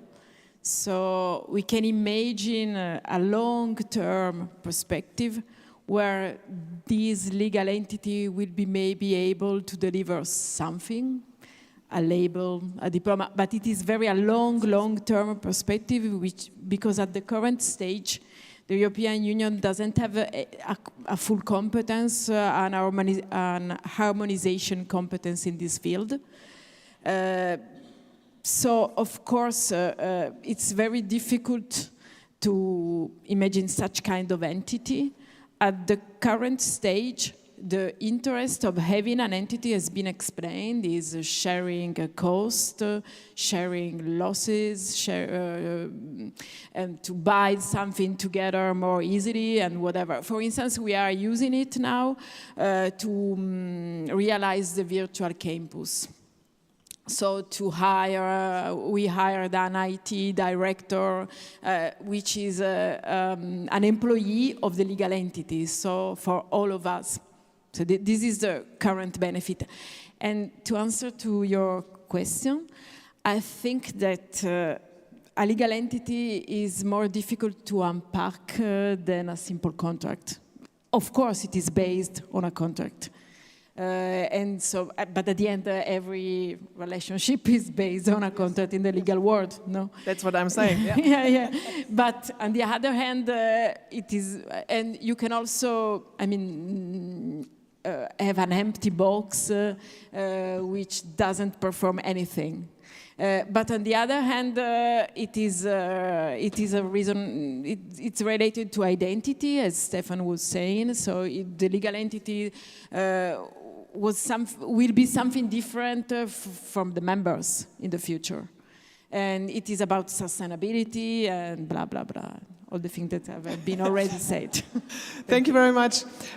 It's really a pity we have a little bit. Perhaps we can have 5 minutes more. Yeah, I have 3, 4, 5. No, I have one over there. Then I have just a moment. One over there. A second here. Third, a fourth, and a fifth, and then a sixth. But okay, lunch is. Yeah. Okay. So we'll start over there. Then I will pass to my colleague, and then we go here. Yeah. Over crossroads. We are walking over crossroads here. Please. Yeah, thank you. Super short question. I'm Sergio Beneda from Charm EU, and I'm one of the alliances that we are thinking of what are we doing about our legal status? So for us, one of the main issues is to hurdle the administrative, to overpass the administrative hurdles. And specifically, Stefan, from CIVIS, you explained that your legal entity has helped you to overcome these administrative problems. I'm very impressed by your VIP program. So the CIVIS VIP program is very impressive. And you commented that the legal entity is precisely helping you to overcome this administrative. And I would like to know better how it is helping you. So how is this legal entity making together, so putting together all the admin units and overcome these hurdles? Because I cannot see the way you're doing in the BIP, for instance, because the BIP is funded by BIP is funded by the university's budget in Erasmus, so you cannot move that budget to the legal entity. So how are you doing it? Stefan, one short answer? Yeah, maybe we extend this explanation to the lunch break, because this has many details. But it is a process, and I just mentioned that in my presentation, that, for example, I stumbled over the issue of insurance. I don't want to go back to medieval ages where we had tax payments and after every second or third kilometer here in Germany. I don't know, this is exaggeration. But this reminds me of medieval, also Erasmus as such, the idea of that is also medieval, is also 500 years old, so great achievement, I would say. But I don't want to go back into these times. I don't want to have all these, different student associations, fairs, and insurances, and so on and so forth to be considered for BIP mobility. This is so ridiculous. And I did BIPs myself to implement these, and I stumbled over this and said, this has to stop. Now, whatever we do, but it has to stop. And we are now in the process to find, to negotiate, for example, European insurance. It has not been there. I don't know. If anyone has a suggestion, please tell me, because there is no European student mobility insurance. Why not? Yeah, and this is just one example, and there is many others. And there's of course the credit transfer system, all these digital campus issues that we can elaborate. But there's many, and there's always a solution. I'm 100% sure. Thank you. Thank you. Next is my colleague, Eeva Leinonen, please. It's on. Okay, good. First of all, thank you very much for sharing your experiences, because at Arqus Rector's Council and throughout Arqus, we are having exactly these sort of debates. But what just dawned on me as I was listening to yourselves and to some of the questions is that maybe we are trying to articulate something that is not possible, i.e. benefits in the shorter term. So this is not, there's a longer term goal here, which is driven by, when I'm all gone, there probably will be something called the European University, okay? We are starting to take steps for European degree already. So I think the legal entities are early steps towards that huge goal, which is probably 10, 20, 30, 40, 50 years from now. So trying to now think about the benefit, for instance, hiring staff, is probably not really entirely relevant, because actually when you think about hiring staff, there are all the employment laws of all the different countries that somehow would bear upon it. And then liabilities and risks and things at this point. So I, for instance, at our Rectors' Council, without breaking any confidences, we talk about the liability of rectors, the personal liability of rectors in legal entities, for instance, which differs from different national contexts as well. So I think we are probably, we probably need to take these steps of the legal entities, at least explore them, because in the longer term, the goal is that there will be something bigger than our own universities. And I was very interested in, Daniel, your point about that in your application, you talked about the incorporating the legal entity in the application, and you were successful. So that's a signal of something. Thank you. Thank you. There's no answer needed, right? Okay, or no comment needed. So the next one over there. Thank you. I think my question follows up very nicely to the last point made, and that is to wonder what is in it for the European Commission?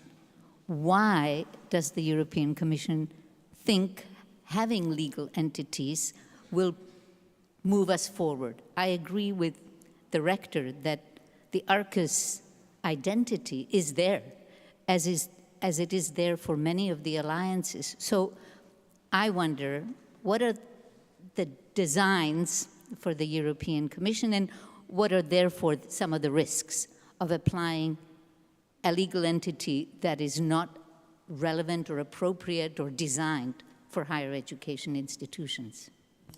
Thank you. And a comment on this? Yeah.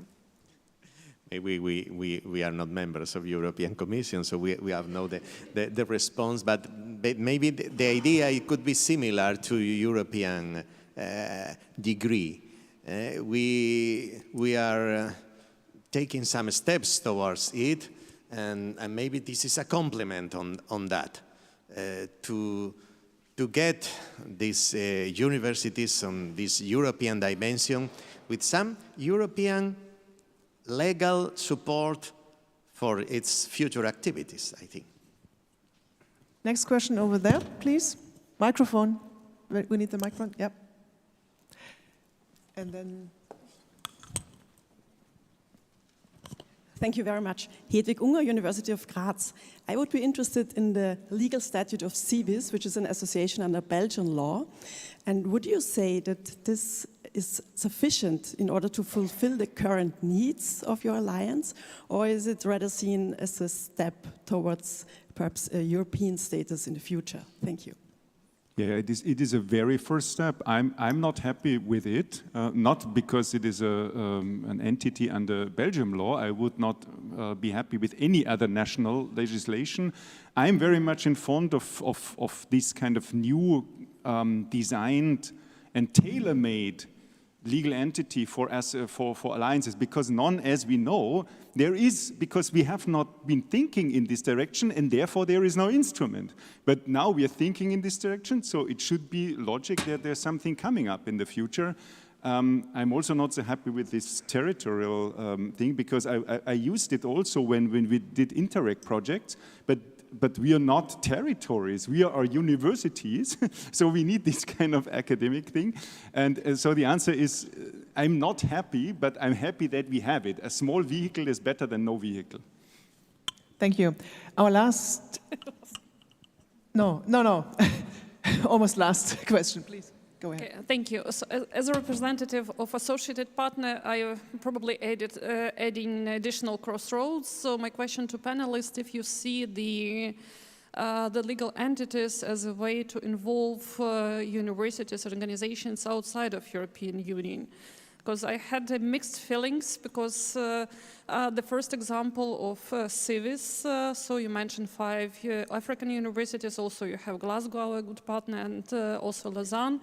At the same time, when you are talking about this European organization, legal frames, probably they limit this possibility of involving organizations outside of European Union. So therefore, if there is any global ambition goes in line with creating legal entities, or it's something which is a little bit aside of this particular story. Thank you. Thank you for the question. Please, who wants? Yep. We studied this issue in our project. Unfortunately, the current instrument do not allow partner outside the European Union to join the EIG or the GCT. And we also advocate for an analysis on this subject in the future instruments. So I think it won't be a solution at least for the moment. And our last question from Rui, please. Thank you very much. I will be very short. Thank you for the explanation of the processes that you had in your alliances. Of course, you were very enthusiastic and emphatic about the advantages of your solutions, but I'm a little bit interested in the other side of the coin. Some of you mentioned some risks. Liability was one of the risks that were identified. Can you go deeper in that direction and tell us, or tell me at least, for you, which is the main risk involved in your option? Thank you. Who wants to answer? Barbara? Start. Perhaps I would. This is a good closing question. So I would ask everyone of our experts to give a short answer. So I'm not sure about the EGCT, but concerning the EIG, the main risk is the illimited liability of the partners, because this instrument doesn't have a full personhood. I'm not sure that the EGCT has the same problem. But I think it's also the main problem, yeah. The liability of the partners. Yeah. But on the other hand, if you want an instrument with not these shortcomings, you should put on it a lot of money, you know. This is the reason why there is an unlimited liability, because it was possible to establish it without putting any money on it. So we are now putting something, of course, but it wasn't required to have an initial capital. So you have the choice, having an initial capital or having a limited liability. Thank you. Daniel? And then Stefan. Yeah, for us is the public liability also the main risk. Yeah. Okay, I see. Stefan? Yeah, the risk is that we started slow and we stay slow. This is the main risk, that with this, the commitment of the universities is extremely low for this. It's just covering part of my costs or my salary and a few other things, which is not a lot at all, and we need to aim higher. And the other risk is, of course, that we're wearing a suit that does not fit. Yeah, in your case it's perfect, but you know, you're wearing a cloth that does not fit at all. So we have to really look for this, and therefore I stay enthusiastic, even though of course internally I'm also very critical. That's not an issue, but we have to stay enthusiastic and we have to try it out, because otherwise, without empirical thing, because some people, you know, taking the risk, we won't get any further, and we don't have the experience, and we can of course not improve things. Yeah, that's my idea. That's a good image. Yes, please. One supplement. Yes, a supplement, because I was thinking, really it doesn't fit. Because, for instance, if you want to hire personnel in another country, which is quite normal because we are everywhere in Europe, you should open a branch, and which requires other administrative procedures and bureaucracy and whatever. Okay, so we have now an image of something that doesn't fit. We have the image of an alliance as legal entity with 10, 12, 9 branches. I think this is food for thought and discussions now. And if you are hungry, we have outside the lunch. I thank our panelists. A warm thank you to our panelists.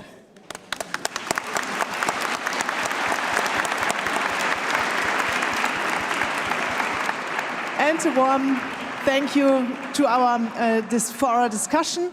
And please enjoy our lunch outside and have a good conference.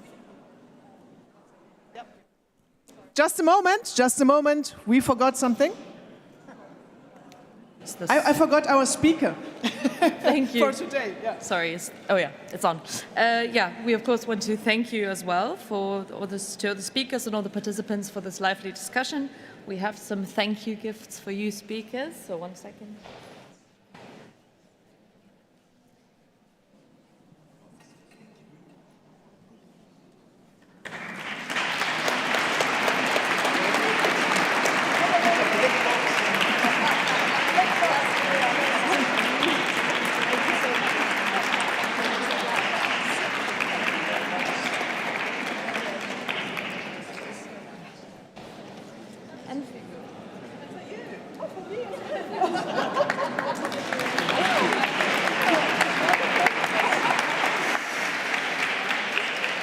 Okay, so as already mentioned, it is now time for your lunch.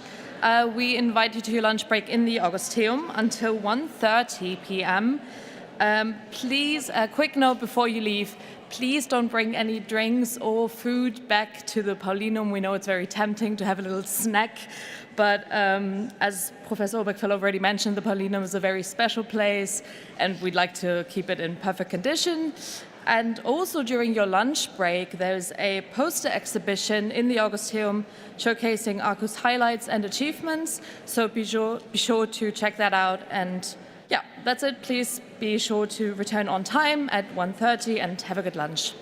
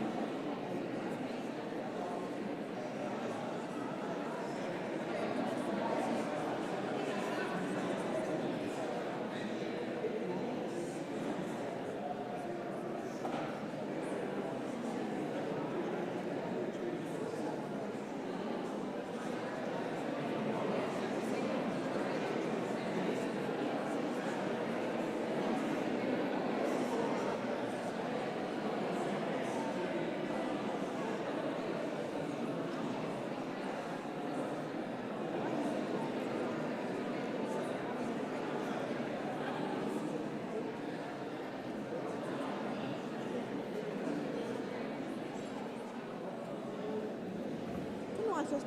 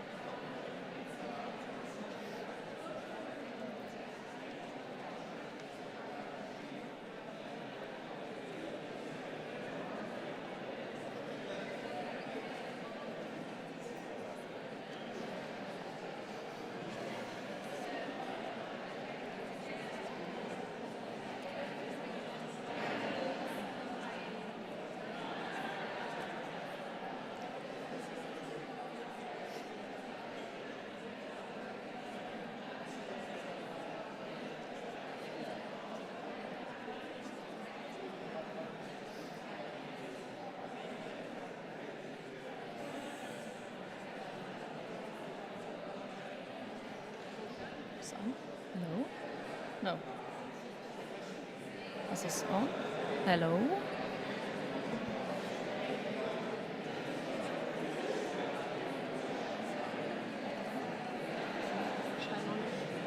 Scheint noch nicht. Hello? Oh, okay. No. Yeah. Okay, welcome back everyone. Please find back to your seats so we can start.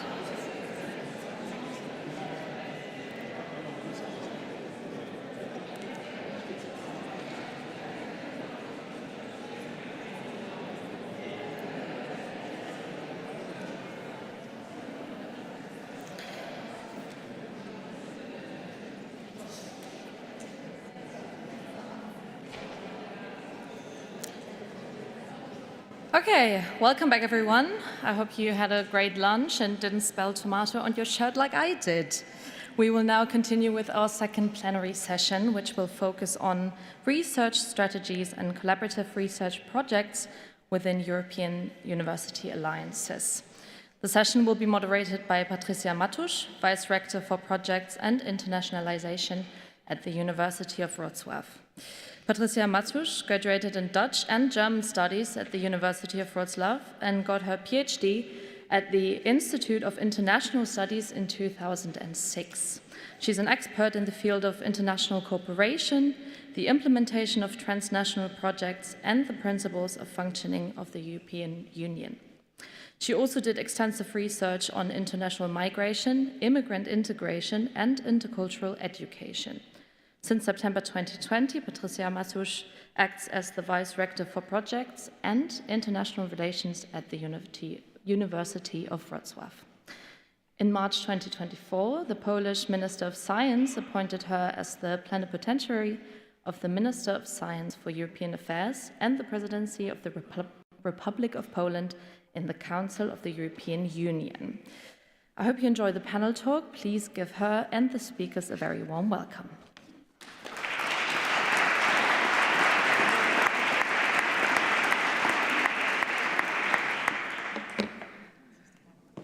Hello. It's always very difficult to start after the lunch, I know, but please, let's try. We have a very interesting session ahead, a session about the research strategies and collaborative research project within European University Alliances. I'm sure research is close to our hearts, so I'm very delighted to moderate this session. We have distinguished guests here, and I'm going to introduce them shortly. As you can see, I am moderating the very male panel. So to speak about the gender balance, I would only say that I have the power. So it means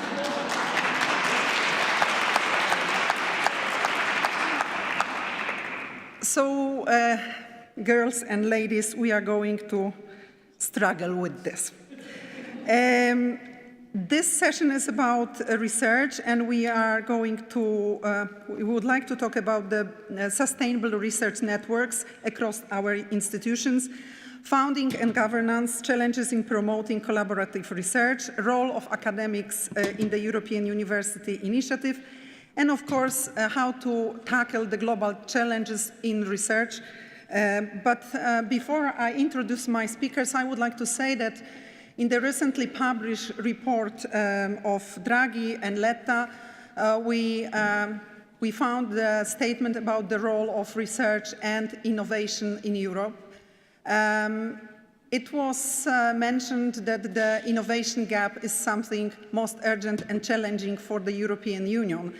And on the other hand, there is a lot about the European University Initiative as a powerful tool for both teaching and research. But to be very honest, we all know that this project was found based on the Erasmus Plus program, which of course implies the teaching as the main objective of this project. However, I do believe, and what I'm doing during the Polish presidency, I'm constantly repeating the need for the funding for research, because otherwise we are just talking about this one leg of the university, teaching, and we need the second, research, to be stable and to be able to close the innovation gap mentioned by the European Commission. So there is a lot ahead. Please, I would like to introduce my speakers. First, Marco Balint. Yeah, you can clap your hands if you want.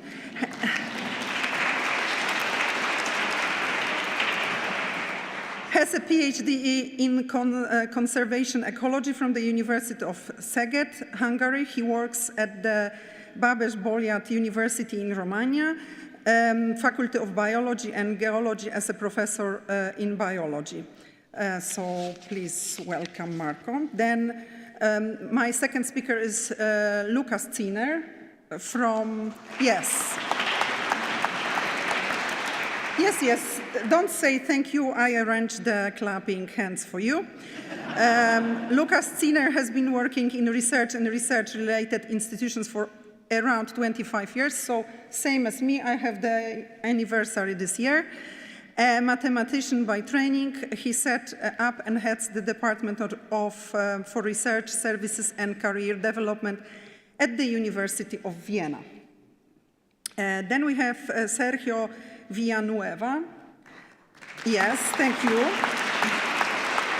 Is associated professor at the University of Barcelona. He has an academic background in communication and media studies as well as the biotechnology and holds a PhD in communication and information studies. A lot. Okay, and last but not least, we have also the younger generation, our followers. Cedric Jurgensen studied liberal arts and science, major governance, political sociology, and European studies at the University of Freiburg, the London Schools of Economics and Political Science, and finally Leipzig University. So,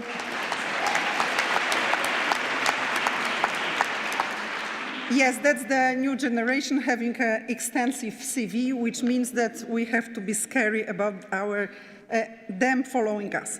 Okay, guys, I will be very strict, so let's start with this. You have 15 minutes each. Sorry, you have only 5, but it's not my decision. And then we follow with the discussion. Take your notes, because I would like that we know each other, since we collaborate in quite a number of projects, and we will collaborate, of course, onward as well. The alliance was established in 2019 in the first wave, and in the second wave 4 more members joined this alliance, amongst them Babes-Bolyai University from Cluj-Napoca, Romania. It has also 6 global partners, and it is committed to development the new model of integrated higher education institution, a European meta-university that we are also, of course, engaged in this process, and you as well. So, as it was mentioned prior to my presentation, we have a challenge. We have quite a number of challenges, and one of the main challenges is how to approach and how to engage with research. Since it was and it is an Erasmus-based mechanism that is financing our main projects, it's always a good question how we can engage with research itself. But actually there are many more other challenges, and I'm really aware of the fact that probably you're also facing all these challenges, and all these challenges are not necessarily ordered here with regards to their importance. They are very important on many other levels. So first of all, if there is an innovation gap, there is also a communication gap. How to reach the researchers? What we do here, how that actually does that information go down deep to the researchers, those that are really engaged with research. Then actually the second question that always bumps into our initiatives is that, okay, should I give up my research ties, my research connections, and should I launch myself in other networks? And of course my answer when it comes up, this question, is of course not. We are facilitators. We are offering you new research networks. There are differences in institutional cultures with regards to research, with regards to bureaucracy, with regards to administration, and certainly that seems to be just a tiny bit of a problem. It's not. It's quite a huge problem when it comes to collaborate, when it comes to, you know, like timesheets and all that other stuff. So we need to tackle that as well. And then the question, should there be a dedicated structure to actually somehow, you know, giving cohesion what goes on within the alliance with regards to research or not? We've talked about legal entities. Should the legal entity have a separate body for research or not? And then finally, Erasmus as a mechanism, is it fitting or not? Should there be any other mechanism or not? How could we actually deal with that? How could we promote actually other mechanisms, whether we are the ones to promote it or not? That's also another good question. So, of course, within the Utopia Alliance, we have quite a number of initiatives that go beyond teaching itself, but by the way, teaching also means research, because what we are teaching is actually how you reach knowledge, how you test knowledge, so that's research as well.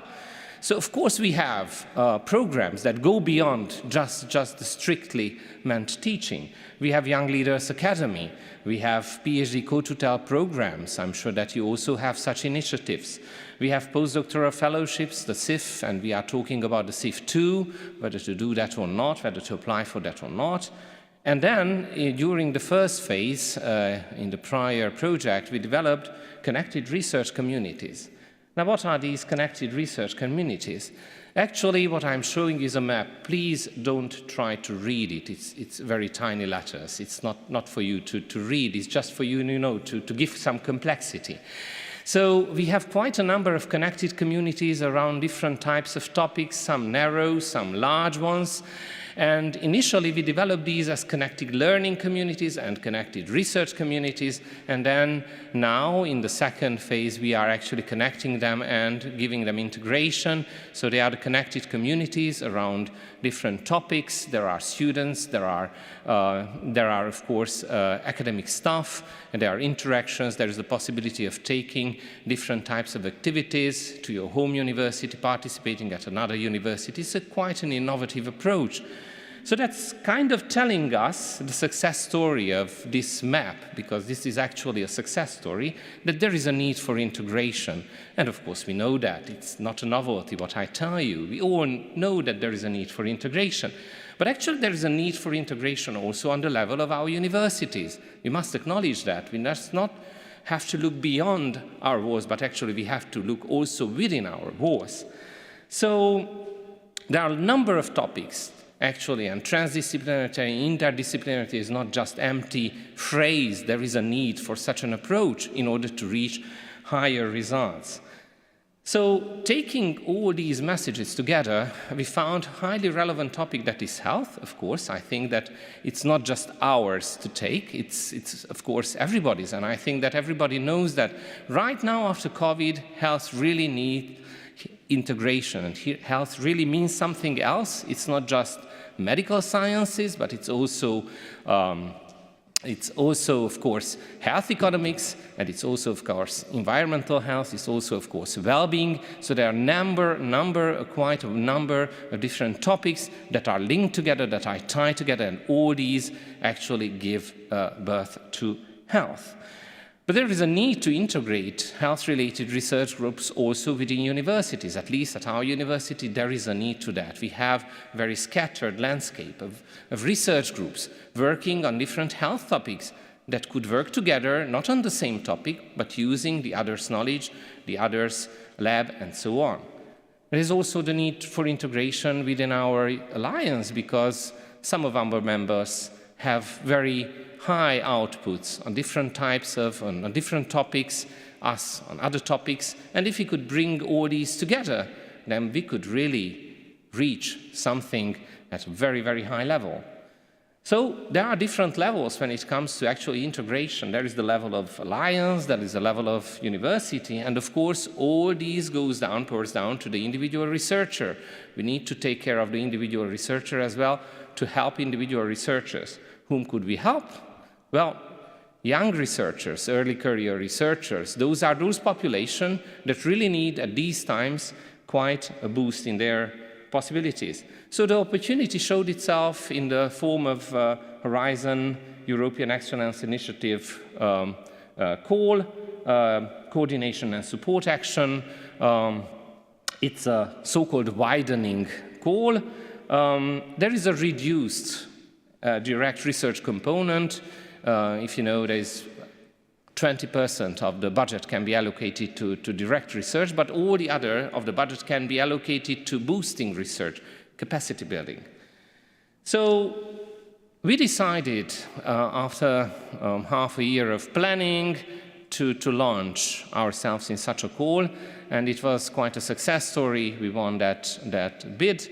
So we started last year, the 1st of January, quite a journey. And the consortium of this Utopia Health Consortium, because it's not the Utopia Alliance, it's the Utopia Health Consortium, consists of 9 members out of 10. 9 members out of 10 managed to engage with this project. Out of them, 3 are widening partners, so Obergfell University, the University of Ljubljana, and the Nova University from Portugal, Lisbon. So as I told you, I will tell you a story, and it's not a bedtime story, it's a journey. Every project is a journey. Yours is a journey, ours is a journey. It's a bumpy one. We already know that. We had the interim reporting period. It's a bumpy one. Let's just call it like that. So, of course, there are 2 components that we would like to take to this journey, the early career researcher and the institution itself. So if you look at the early career researcher, there's a long and winding road. Of course, not necessarily a Beatles song is there somewhere, but there could be. And of course, there are some stages on this road. For example, one of the stages is then we are offering mentorship to actually write a bid, Horizon Pillar 2 bid. It's not necessarily the success itself of the bid, but the success of launching yourself in a bid and getting those competencies, how to build up a bid. And then we are building up a health research map. It's some sort of a matchmaker tool in order to really let you know what kind of other researchers are working in your domain or in other connected domains at other universities. We are offering you short mobilities. We are offering you interdisciplinary trainings. If you're somebody from the sports department, you might want to know something about nutrition from the medical department. And finally, if everything goes right, then we are also offering connections with the ecosystem. And then the final possibility is to apply for a seed grant of 120,000 euro that allows you to try to test maybe a proof of concept, maybe just an idea, maybe prepare the next bid, actually. But of course, this is nothing if the institution stays the same, because the institution needs to move as well. So how do you move an institution? Well, obviously there are some points that we need to actually reach. It's like, for example, we need to establish what are the focal points of our R&I agendas, what are the commonalities of our, what are the synergies, and of course, what are the differences. We need to modernize career pathways, COARA, just to simply put it like that. And this is especially true for health, because you need transgressions. You need people to go beyond the walls of their domains. We need strengthened research and academic management, and also the circulation of talents by offering mobilities not just to researchers, but also to institutional staff. And so if everything is together, then we have an increased R&I excellence and global competitiveness of the alliance, of the university, and of individual researchers. Now, I really do hope that this is a nice story, and I really do hope that this will turn out to be a really nice story, since actually we are after the first year. We are before the reporting. Again, the reporting just shows up. So we are enabling researchers, we are strengthening institutions and increasing cohesion, and just answering the question whether we need an internal structure, we are just putting together the Global Institute, the Utopia Global Institute, that is a comprehensive framework of research initiatives within Utopia. And just going back to the Erasmus, I am also wondering what is the sustainability of our research engagements, because, well, if I look at the mission letter, or in the mission letter of Zaharieva and Manzatu, I find in both mission letters European University Alliances initiatives. So there is a possibility that research funds will be somehow allocated. Thank you very much.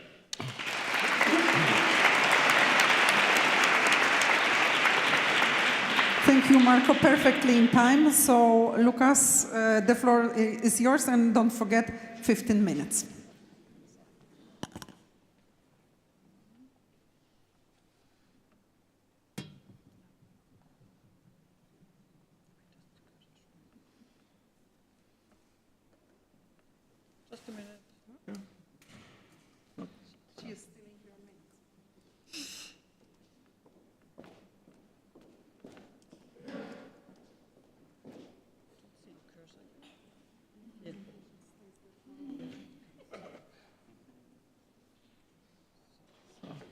ist los.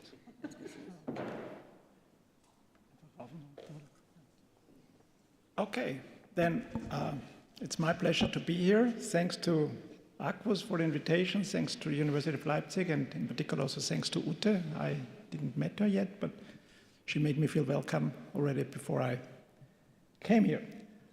So I'm here, so to say, representing Circle U, one of the European alliances, and I'm here because Arqus was inviting Circle U, and the vice rectors were busy, and so they thought I should come. And my role is I'm at the University of Vienna, I'm running the research service department, and within Circle U, the University of Vienna is in charge of work package 4, which is dedicated to supporting early stage researchers and supporting research within Circle U, and I'm heading the research committee, which consists of all the heads of research services in our different universities. So just a few words about Circle U. We are living in quite big cities, our own cities together 20 million people. We are dealing with a budget of about 5 billion, so there is a lot of power, I would say. We have about 40,000 academics. They are teaching about 450,000 students. They are supervising 30,000 PhD candidates, so next generation of researchers. They're producing 45,000 papers. Divided by days, it's about 150 papers per day, or divided by working hours is 1 paper every 2 minutes. So this is you can see it as a kind of a powerhouse. There is a lot of research going on within these universities at least, and they are managing about almost 7,000 grants. So these are data from Dimensions. And the university, the Circle U Alliance decided to have these kind of knowledge hubs, not very creative, but still quite timely, I would say, is artificial intelligence, is climate democracy, and global health. And I think there's quite some overlap with many other alliances, I guess. So research in the context of alliance, there is no money, there is no research. So this is one of the issues we are facing, and you mentioned it, and this is one of the issues. Talking about the university, the Circle U universities, of course, we are research comprehensive universities, and whenever we present this Circle U to our researchers, the immediate question is, what is in there for me? This is a difficult question to answer, but we know, of course, that the collaboration is needed. It's the lifeblood of research, but this kind of top-down mentality or idea of the alliances is not really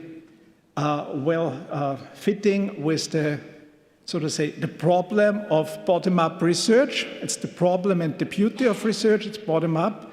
And as you mentioned already, they will not change their networks. People are moving, networks are moving, and what we heard in the morning, it's about these kind of structures are more stable and more visible.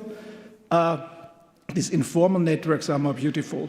This is what the researchers enjoy. And so as a university, we have, as Alliance, we think, or otherwise I would not do the job, we think we have something to offer, to encourage researchers, but the question is, of course, what can we do which actually resonates with our researchers? How can we create added value? And this is my talk, is I will talk a bit about our step-by-step approach. So we have this kind of what I call lower-hanging fruit, but I also think we should be a little bit more courageous and think about a more strategic long-term vision. So it was already mentioned, the issue is the alliances is very much about education. And it's phrased there, it's like it's joint long-term strategies for education with, where possible, links to research. And this is one of the challenges. So the question is, it's beautiful to have these alliances, but there's no money for research. And the question is, what can we offer, as I mentioned already. So the idea at Circle U University is, let's go relatively straightforward. We have Horizon Europe, and there are certain schemes which are really bottom-up, so there are no excuses not to engage there. It's the one thing we are really pushing at the moment is postdoctoral fellowships. Use it, promote it within the universities to connect research groups to establish this kind of collaborations and also see Circle U as a kind of an opportunity actually to offer something to our postdocs, which are also struggling in one or the other way. The other thing is doctoral networks, the same. It's a bottom-up initiative. We can start to create kind of nuclei where collaborations might happen. A co-fund is somehow more advanced, but also more likely to get, because we have to actually contribute financially. In some countries significantly, I would say.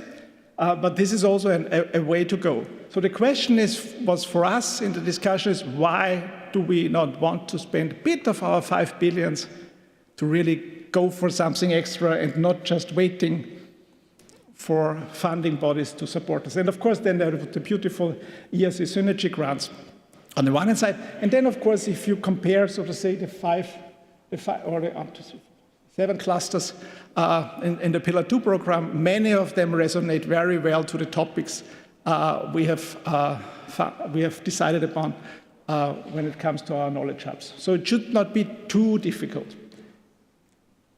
So there are successes in Circle U universities. For instance, in the last 2 years, there were 11 ERC synergy grants. Excellent. We have signed about 966 grants in Horizon Europe so far. So quite well. The issue is that we cannot claim this for Circle U universities. None of these 11 synergy grants have at least 2 partners from Circle U universities, which means, in essence, people collaborate with whom they want to collaborate. This is our challenge. Yeah? So what can we actually do?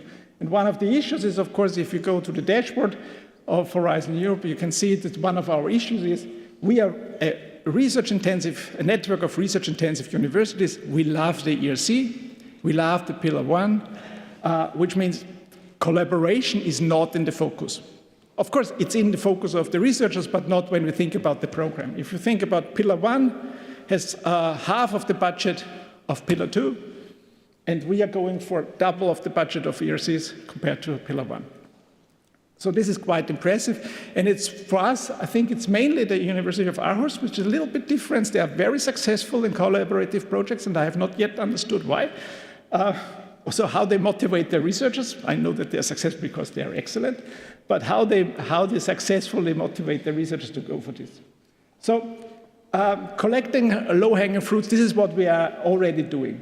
So what we have started, I think quite some years ago already, is this kind of micro grants. So we have a call for up to 10K euros where people can elaborate on ideas. They have to be at least 3 partners from Circle U universities. I would say it's working so la la. So it's, of course, people are going for the money. The follow-up initiatives are, to be honest, limited. Yeah? And one of the reasons might be that we are maybe not reaching to the right people. Yeah? So the excellent researchers have no clue about Circle U in many cases. So I mentioned we have 40,000 academics. I don't know how many of them really have ever heard about Circle U or that this has anything to do with them. So this is definitely one of it, but we try. So we also have a postdoc mobility. Mobility is something we can use the money for. So we said, let's do not just a general postdoc program, but visit your next host. So thinking about a career, we know that we have a funding scheme called Marie Curie, postdoctoral fellowships. Why not meet your future hosting institution? When it's within Circle U, we give you up to a month of funding so that you can work together on your proposal. Because we know the closer they work together, the better the proposals usually are. It's working so la la. Because I don't know why, but we are just evaluating the first round of calls, and many are just going to their collaborators to continue what they do in Vienna or what they do in Oslo or what they do at home, so to say. But they use the money because they just get the money. What we try to come up with a more streamlined procedures when it comes to co-tutel agreements or how to work together, so to make it possible, and we address particular people who we know are collaborating already with other Circle U universities. So say we have this framework, We have established procedures with HomeBot and with PISA and with Louvain. 5 minutes. Okay, speed up. So these are the low-hanging fruits. And what I also try to do is professionalize our support team. What we have done is we have tried to get a bit of an overview of who is collaborating with whom. So this is a 9x9 matrix. And based on this, we have not just counted the numbers, but we looked in detail who is actually then collaborating. And we identified, and I put the coffee there because what we did is we looked at the data concretely and checked who are the collaborators and do they have the potential for going, for instance, for an MSCA doctoral network. And so, we did not just send out emails, but we called them, had a coffee, and convinced them. And how we did it is actually then we really promised to intensively work on the proposals with the colleagues. So this worked pretty well, so this was appreciated. So what I want to share with you also is what we are now doing, I call it the experimental box, because what we are really trying is to use AI tools to learn more about our researchers, about potential collaborations, and also how to match actually the research interests with potential funding. And this is just one example. What we did is, so we are, for instance, downloading based on, this is really just one of the pictures and it's really very preliminary. So, but what we are doing in essence, we are downloading all the abstracts and journal titles in a specific area from the universities. We are kind of digitalizing them in the sense that we are transferring the text into vectors. We are measuring the angle, the difference, put the cosinus there, and then we came up with a heat map.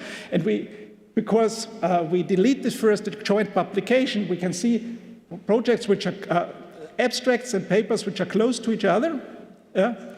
We can then take a closer look and say, look, there are people who are working actually on the same, who are not yet your partners. We are just refining it. We are really on an experimental stage. But what we want to do is we want to use these tools to first really be smarter about what's going on in our universities. So gather data from our research service, from our research information systems. Many of the universities are using Pure. Oslo has a different one, but this is something we can use as a source. Then, of course, we have the databases which are available, like Scopus or Dimensions. And the idea is really to find people who are working on similar subjects and to use AI tools for this. And of course, we have to be compliant with data protection and with the Digital Service Act. But this is something we really want to do because we think this can create value. So understanding what's going on and then identifying proactively funding schemes which are fitting to the different research areas they are working in. So this is one of the ideas to move forward, which is maybe less relevant for very established researchers, but for tenure tracks who are not yet that connected, it might be interesting. And we also are experimenting into using these profiles and matching this with funding schemes. If you go to the climate work program, it's 300 pages and nobody reads this. Yeah? But if you come up with a good, so it's not working pretty cool already, and we are still in the beginning. So if it's promising, I don't know, but it's a try. What for the long run, I think universities, if they really want to grow together as one university, you cannot just focus on education, you have to do research. And this means also you have finally to invest, yeah? Or you have to allocate some of your budget to the initiatives. And one of the ideas is why not thinking about if we are hiring tenure tracks and King's is hiring tenure track and Oslo is hiring tenure tracks, why not talking to each other? Why not thinking about joining efforts in starting a joint recruiting process? We are doing this now we try to have a co-fund proposal for postdocs.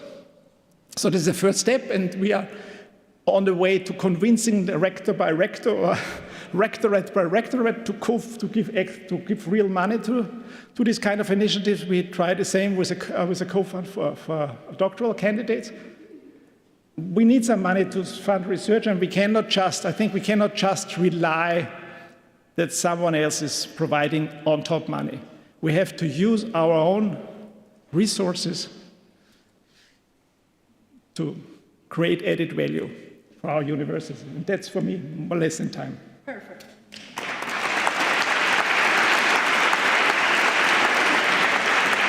Thank you very much for great examples. Sergio, now the floor is yours. You can see that must be a woman power, and then everyone is on time.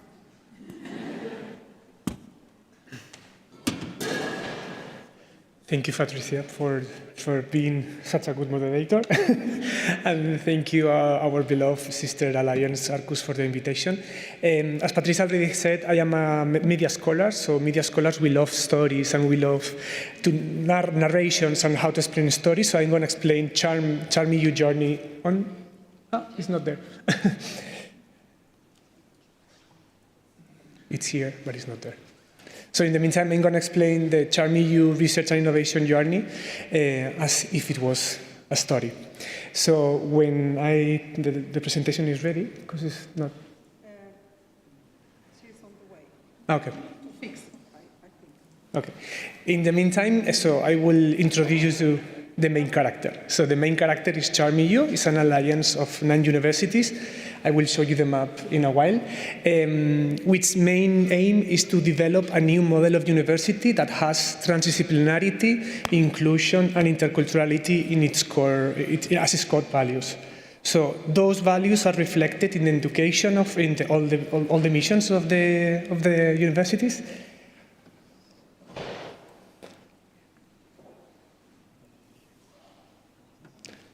No.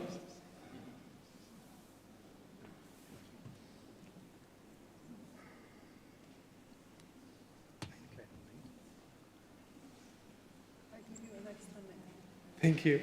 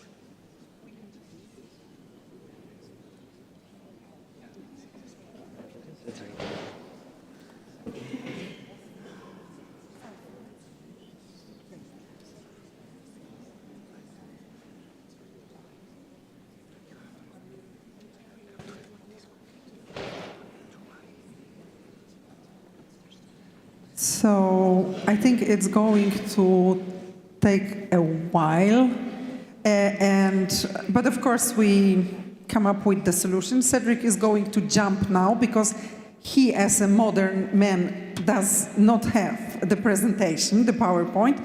That's my school because I never have.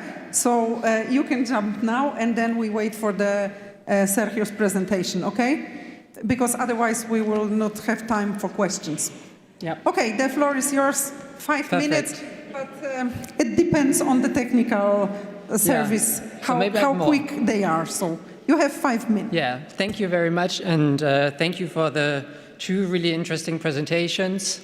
So as I understand it, my role today is not to be another expert. I think the three guys over there are doing a great job being that, but rather to introduce and shed a bit of light on the perspective of PhD students and early career researchers. And first of all, I think we have to note that Arqus already offers quite a lot of things and quite a lot of events for PhD students. And I myself, I was lucky to actually participate in quite a lot of them and benefit from them, ranging from a conference, then workshops, PhD mentoring, and so on. And all of these events were great, and I really learned a lot. But when I look back on all of these events, what I remember the most vividly are actually the people that I met, the other PhD students, the moderators, the organizers, everyone. And I think all of us can relate that for conferences maybe we mostly remember the people that we meet. And I think that's actually a big chance, because if we want to foster and encourage collaborative research projects, these projects are actually developed by people, by human beings, who first of all need to know that they exist, each other, and they have to connect first. So these events really are a great chance and opportunity to connect people. And I think there are two things from a PhD student's perspective that might be areas where we can improve. And the first one is that many of the events, many of the things offered are actually very interdisciplinary, which is great. I love that, and I love getting to know the new perspectives and the other backgrounds. But of course, if our goal is to encourage collaborative research projects, then there has to be some kind of topic overlap or overlap in the research interests. And there are these kind of events also for PhD students, but maybe we have to concentrate a bit more on these. But the second point I think is much more important, is that most of the events offered are one-time events. So you meet once, you get to know each other, you mingle, nice, and you remember maybe the people that you met. But usually just one meeting is not enough to actually form a connection, to form a relationship on which you can then base maybe a research project. There are a few exceptions, but generally I would say it's necessary and it would be really helpful to have some kind of structure, some kind of possibility to have more regular meetings, multiple meetings, maybe even a structured format where you have meetings over a longer time span. And maybe those are the connected research communities or the knowledge hubs or the doctoral networks that we've heard of. Maybe they can be these structures that enable early career researchers and doctoral students to meet more than just once and over a longer period of time. Or maybe this could be more in the sense of a structured PhD program, similar to the Erasmus Master, the Arqus Masters that already exist. Maybe we can do something like that, but for PhD students who meet regularly, maybe annually over the course of their PhD, who can give each other feedback and then maybe come up, maybe already during their PhD, with their collaborative research projects. Maybe one of these research projects will be their first postdoc project. But I think it really makes sense to invest in early career researchers, give them the opportunity to form these networks, get to know each other, build relationships, and then come up with their own organically growing and developing collaborative research projects. And to conclude, I think we also have to note that there are always, I think this goes for early career researchers and senior research, there are always people who just don't want to be bothered. They just want to do their research and do their own projects and carry on. And I think that's fine, and I think there's no need to force people into that. But from my perspective, and knowing quite a few other PhD students and early career researchers, I can say there's a bunch of us. There's a lot who are very motivated to collaborate, to meet each other, to mingle. And I think there's a huge, huge potential in all of us to connect and come up with these kind of research projects together. Thank you.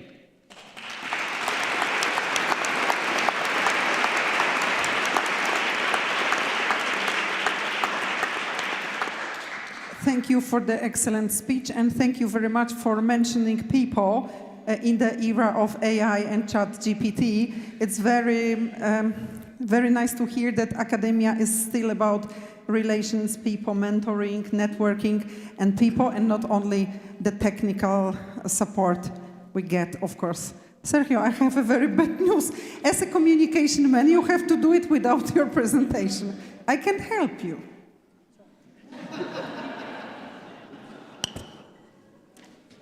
I can try. I can try. It doesn't.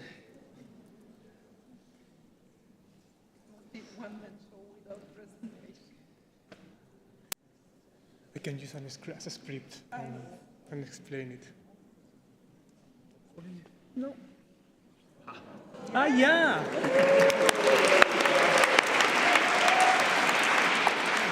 Thank you. Thank you. And now I start again. So I was explaining that I wanted to show you who is the main character of this story. This main character is CHARM. CHARM-EU is this alliance of these 9 universities coordinated by my university, University of Barcelona, and 51 associate partners. Here you can see the numbers just to orientate you, and that our main aim is to generate this new model of university that has the transdisciplinarity, interculturality, and inclusivity as its core values, and that permeate all the missions of this new university. The first mission, of course, is education, how it permeates. So CHARM-EU has defined an educational model that is challenge-driven, research-based, student-centered, and mobility, and that is already done. Thank you. And this model has been proved by the first joint masters done by an alliance. That is the joint masters in global challenges for sustainability. This year we've changed it from 90 ACTS to 120 ACTS. 2 more joint masters that are on the design phase, 1 joint PhD program that is in the design phase, and other educational activities like micro-credentials, online courses catalog, and so on. It also permeates another mission, that is the relation and service to society, by generating ways in which seamless flux of challenges from society comes to university and back to the society. For instance, with a challenge platform, with an innovation hub, with a startup competition. Also having as a mission the welfare of our staff, and that making attractive careers by improving staff mobilities, generating leadership schools, or also by developing a diversity, equity, and inclusivity plan. And of course, the mission that is our main protagonist today, research. So how does the CHARM-EU research journey started? So how did it start? It started with a special project under the SWOF's call in 2020. So CHARM-EU is one of the first, was funded in the first wave of Erasmus grants, and then we got a research project in the first SWOF for alliances. In that moment, I wasn't the director of CHARM-EU. I was just a simple researcher participating in this project. And this project was called TORCH. TORCH was a 3-year-long project from the 21st to the 23rd with the 5 initial members of the alliance, and that tackled these transformational modules with some cross-cutting principles. As you see, are very similar to the ones I already told you: transdisciplinarity, gender innovation, and ethics and integrity. And with 3 specific knowledge areas: food, water, life and health, biodiversity, and equality, economic growth. The objective of this project was to develop the research and innovation dimension of CHARM-EU through the development of challenge-driven transformative agenda. The main results, the expected results of this project and the specific impact of this project was first to develop a gap analysis and a shared practice, best practice sharing among the 5 universities, then to generate a common research agenda and a roadmap for 26. Out of this research agenda, to generate permanent working groups of researchers working in thematic areas, and we call them knowledge creation teams. I think some of the alliances are also using this concept, KCTs. Out of the KCTs, to generate long-term action plans that the governance of CHARM-EU can tackle as their roadmap after the project finished, and then to include it in the governance structure to guarantee this sustainability. So the first goal was to generate this common research agenda, and for that we did a participatory process within the 5 universities in which almost 400 researchers of the universities participated. I was among all of this. And out of this participatory process, we agreed on working on 3 different SDGs. The SDG on good health and well-being, 10 inequalities, and 13 climate change. We started a second phase of this participatory process to narrow a bit down these SDGs to specific sub-goals of these SDGs, and then to narrow these specific sub-goals on specific actions linked to specific calls of the European Commission, so that the research is channeled in a bottom-up and top-down and bottom-up approach, combining both approaches, narrowing to specific calls. At the end of this process, we end up with 6 research challenges that were aligned with specific goals. Here I can show you these 6. I won't enter in detail into them. But as you can see, the 2 first that were aligned with SDG 3 were directed specifically to Pillar 2 calls. The ones related to inequalities were targeted, one to Pillar 2 and another one from Marie Curie staff exchanges. And the 2 second was one targeted to Water for All, and the 6th one for doctoral network. As you can see, the most successful ones were the ones that were targeted to Pillar 2.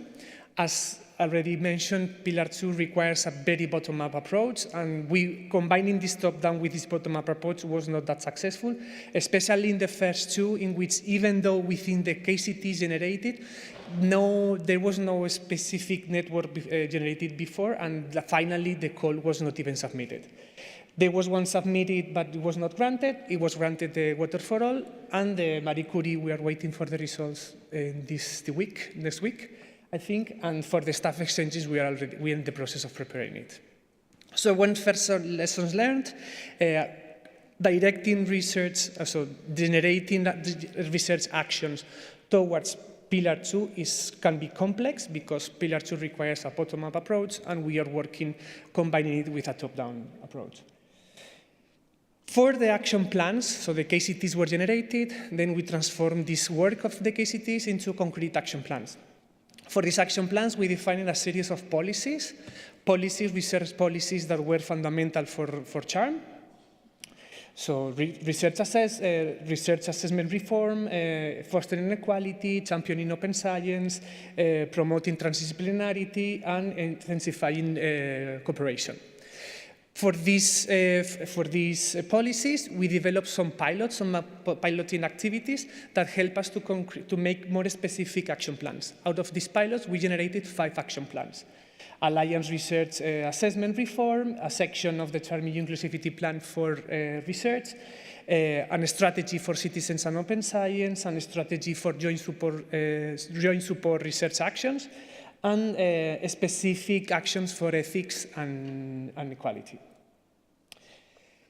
But Season 1 ended, and the cliffhanger came that the project was finished. No more money for devoting for this. So how do we generate and use that momentum to still work on research when there is no funding coming from a project? So Season 2 started, and how this mission was maintained. So this mission was maintained because there was a commitment by the rectors that this mission should be kept, and it should be kept by generating a permanent task force for research and innovation with the people already engaged in Torch.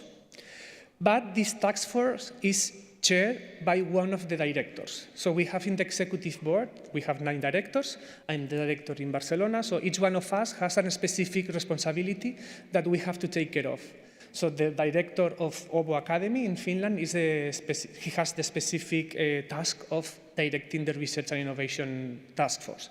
So there is a permanent connection between this task force and the executive board, and this task force works on developing these action plans and reports to a vice rector of research board. So we have 2 boards of vice rectors, the vice rector of education and internalization, depends on the university, and the board of vice rector of research. And both boards report to the strategic board, and the strategic board is the one taking the final decisions. So we have these 2 actions, and then the inclusion of a very ambitious strategy for research and innovation in the CHARM EU strategic plan that was validated by the rectors. So with these 3 actions, we keep working on this research and innovation plan. This is how the actions coming from Torch are being worked currently. So that means we have extended from the 5 action plans. We have divided some of them into 2, so that we have 8 action plans. That means 8 groups within this task force working on specific actions. Each one of the action plans is led by a person in each of the universities, so the responsibilities are also shared. In our case, University of Barcelona, we are leading the fostering and the boosting of citizen science and implementing citizen science in all our universities. But other universities in the Alliance are coordinating other actions. And we try to find some connections with the current Erasmus grant that we have, even though we cannot fund research actions with this. That, for instance, the first action plan that is matchmaking, we have a specific work package on matchmaking for educational purposes, but we have included the people in that working group in the action plan, in specific research action plan. I can also show you some of the specific strategic objectives we have included in our strategic plan, and the kind of KPIs we are expecting. So, for instance, create an innovative and transmetric co-production environment that is done by matchmaking and enhanced international cooperation within CIVIS thematic research areas. So the kind of KPIs is the number of research networks within our alliance, the number of researchers trained in citizen science, the number of research projects applying citizen science. Encourage and support common research proposals, develop and enhance technology transfer processes within the Alliance, generating a transfer technology office network, advancing on the CIVIS reforms for assessment of research, integrating the research dimension into the governance structure by this task force, that this task force should be provisional until we can fix how can we work, and promote smart and efficient use of existing research infrastructure between the partners when feasible by generating a common infrastructure catalog. This infrastructure catalog is one of the main challenges we're facing because it's extremely difficult to find all these infrastructures within our universities and then share this information with the other universities. Actually, with this, I can finish the second season of this journey by explaining the difficulties and challenges we are facing. While it's impossible to fund research through the Erasmus grants, what we face is that it's difficult to keep the motivation and to keep the incentives of the people involved. These actions are internally funded, so that means our universities are putting money internally for this, with the salaries or specific incentives. When we do rewards or prizes, for instance, for the Citizen Science reward or for the Open Science Award, the kind of awards are not economical. For the Open Science Award is a research visit to one of the universities and paying a week for the travel and expenses and to do this matchmaking. This is not as motivating as having some money to develop for the projects, for instance, so we are aware of that. And the difficulties, for instance, to implement seed funding programs. We are studying other seed funding programs in other alliances to understand how can we implement this seed funding, because we find it challenging to have internal money put in this seed funding without having a legal entity that can distribute these funds. So we are studying how to do it. And also there is complexity in finding agreement in some strategic areas. For instance, in the research, in the infrastructures catalog, on the infrastructures to share. Also key to make a joint virtual research support office. And because the research support offices are not always aligned with this need, so they don't understand why they should work with some of universities and not with other universities. And also to find common ethical procedures that will facilitate research proposals and research projects among the 9 of us. There has been absolutely impossible to find a common ethical procedure to facilitate the ethical approval of the projects. See, this is the end of Season 2. Hopefully, Season 3 will start with the European Commission telling us that research will be funded for the alliances, but we are still waiting for this decision to be made, so we don't know how the Season 3 will start. But this is what I wanted to tell you, and I hope I have clarified the journey we've done in Chernihiv.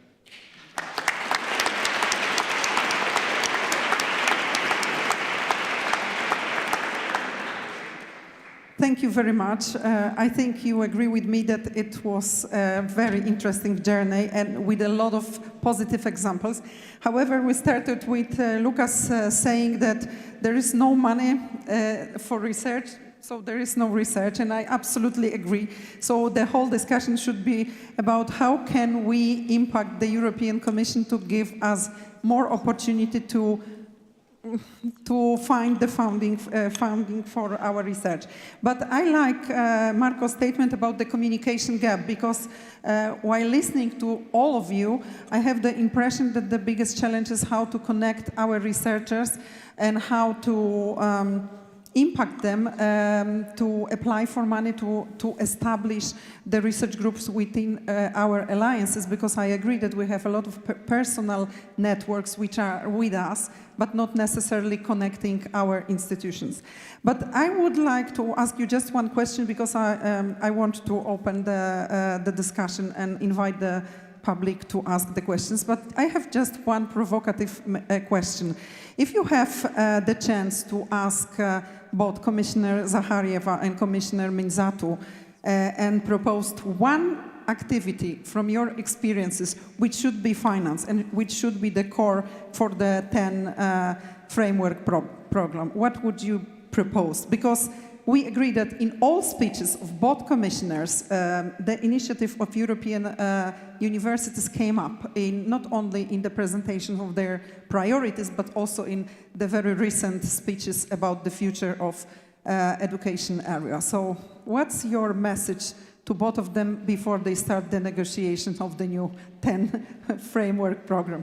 That's just a simple question, and then we open the for public.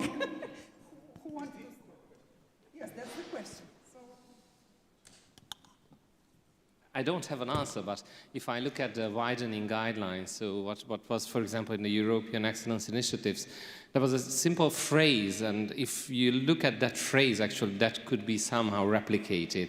And the phrase was that the call was not dedicated exclusively to university alliances, but it was mentioned that it's for university coalitions and university alliances. So somehow it was a facilitator. So maybe if that would be used in many more Horizon Pillar 2 cores, that would be also something already.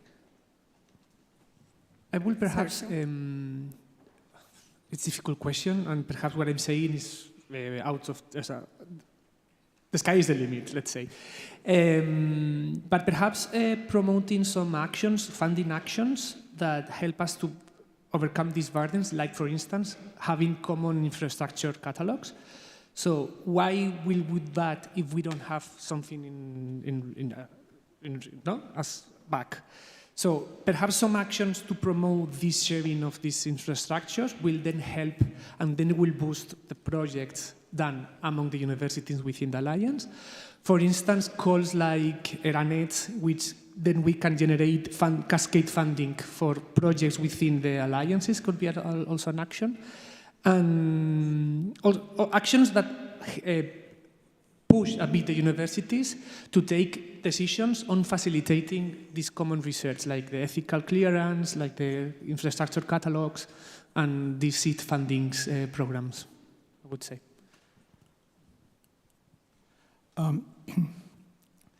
So my point was when I said no money, no research. I think the mistake we make, or researchers make, is that they are expecting that the research is funded through an alliance, which is just not happening. So the question is, what are the different benefits? I learned in my career that the researchers are following the money, and of course the rectorates are also following the money. And we see that the universities are following the money, because otherwise, why not have started with a kind of an alliance 20 years ago, if we were all convinced that this kind of mergers make sense in the long run? Just out of the blue, and I would prefer being a slow thinker than a fast one, but if there would be a funding scheme where universities or leadership of universities are encouraged to have a kind of a co-hiring of people, not the shared appointments, this is a nightmare for the administration, but thinking about on certain topics, hiring people within the alliance to place them in different universities, this would be, it is kind of an initial funding at least, encourage them to think about really jointly how to set up a strategy. I think we are, as I mentioned, we have 5 billion or something like this in a university. There's not no money. Yeah, we are recruiting, I don't know, 70, 80 postdocs per year from the global budget, our university. And there's very little thinking about how to actually manage this kind of money, and invest this properly so that it's really kind of linked to the real mission. So they're wonderful missions, but they are really an add-on to what we are doing. Yeah. I hope this circulation of talents is included to the Union of Skills, so probably we can expect an extra budget for this kind of mobilities within not only alliances, but all universities. But I agree, one thing that it's necessary, I think, to be mentioned is that we have to think inclusively, like not only about alliances, because there is a discussion about the division between alliances and those who not joined. And this is very tricky political discussion, so we have to be very careful while mentioning, okay, us being excellent and those who are not in this train are not. So, because I've just heard so many discussions like this in the last weeks. Yeah, thank you. So it won't be a big surprise that if I had the chance to ask for funding, it would be kind of like a European doctoral school or a European structured PhD program in the context of Arqus. I think that would already go a long way. But I have to say that I also really like the idea of seed funding, and especially looking at this difficult moment, bridging the time between the end of your PhD and your first postdoc. If you get some seed funding to come up with a European, with a collaborative project there, I think you're already on track to kind of form your career around this European cooperation. So that makes a lot of sense, I think.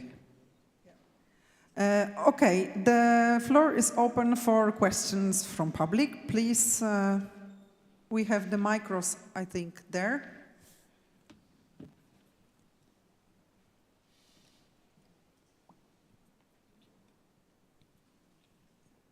They are afraid of you. Oh, the first one.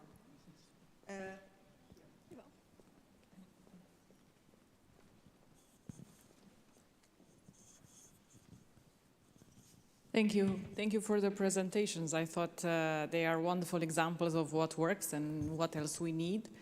I have one question in relation to the purpose of the alliances.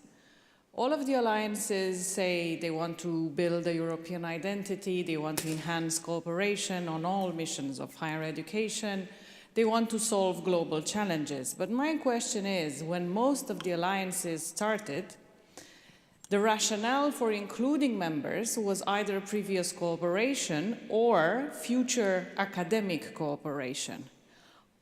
Are the current partnerships, in your mind, fit for purpose if the alliances enhance the research cooperation dimension? Thank you.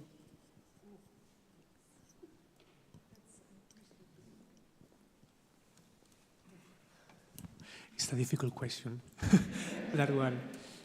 Are alliances prepared for also this research collaboration? I would like to think yes, but perhaps what we need, so this is a discussion we're having in this task force, and then in the strategic boards with the rectors, this is discussions we are having. So we have put lots of effort in the educational part, now we need to put this effort in the research part.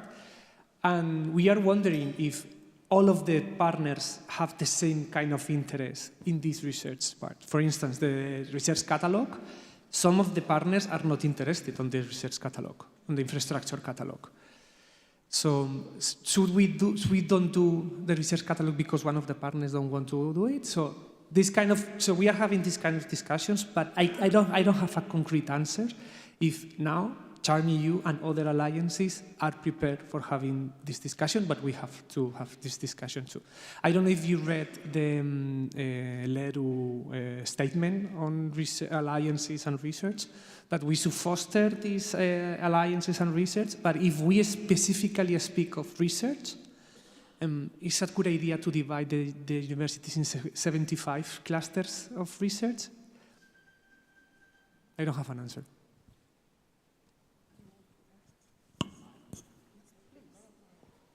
It's indeed a difficult question. First, I would say, of course, we are test beds for the Commission, because that was the idea, to see how we can actually collaborate, how we can actually come up with some innovations with regards to collaboration. And of course, education is the prior purpose, because let's be honest, we have very low level of collaboration on the level of education. So I mean, if you look at how many joint degrees, actual, so not, you know, like on the list, no, actual working joint degrees are there, or double degrees, there are very, very few.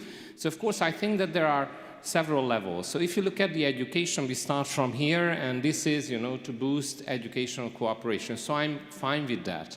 If you look at the research, we already have research collaborations. That is why it's very, very difficult to interfere, because we already have research networks. So with regards to the research, I would say this is a very good added value to what we already have. And the message to the researchers, we don't want you to shut down your research. We do want you to keep them alive. But we offer you other possibilities as well to expand, and especially for early career researchers who don't have their networks yet formed. So this is a very good vehicle to help them. And with regards to that, so there is an ongoing discussion, and there was an ongoing discussion within our alliance as well. What do we consider strategic research project? Because that's a natural question. I mean, I, as a vice president, go there and come up with an idea. So should everyone in the alliance embrace it and come up with the administrative power and put everything behind that idea? Or is that just my idea? So we have now a clear definition. If I don't know how many members are engaging with that particular project, and the president's decided that's a strategic project, and everybody puts all the horses behind those, you know, carts in order to push it really hard. If it's not, then we are offering information, we are helping, we are boosting, but that's already a different level. And I think we have to handle it like this. So we cannot handle education and research as the same. So we have to acknowledge that they are different, they have different problems. And there is a conflict, and we need to talk, and you talk about that. There is a conflict with regards to, as you just mentioned, whether we should divide research funds into alliance funds and excellence funds. And in the moment we are doing that, there will be very, very heavy discussions, because all the researchers, and I think, again, we have to acknowledge that they have the right to do that, will say, okay, now you actually cut some funds from our research. So that's a very, very thin ice.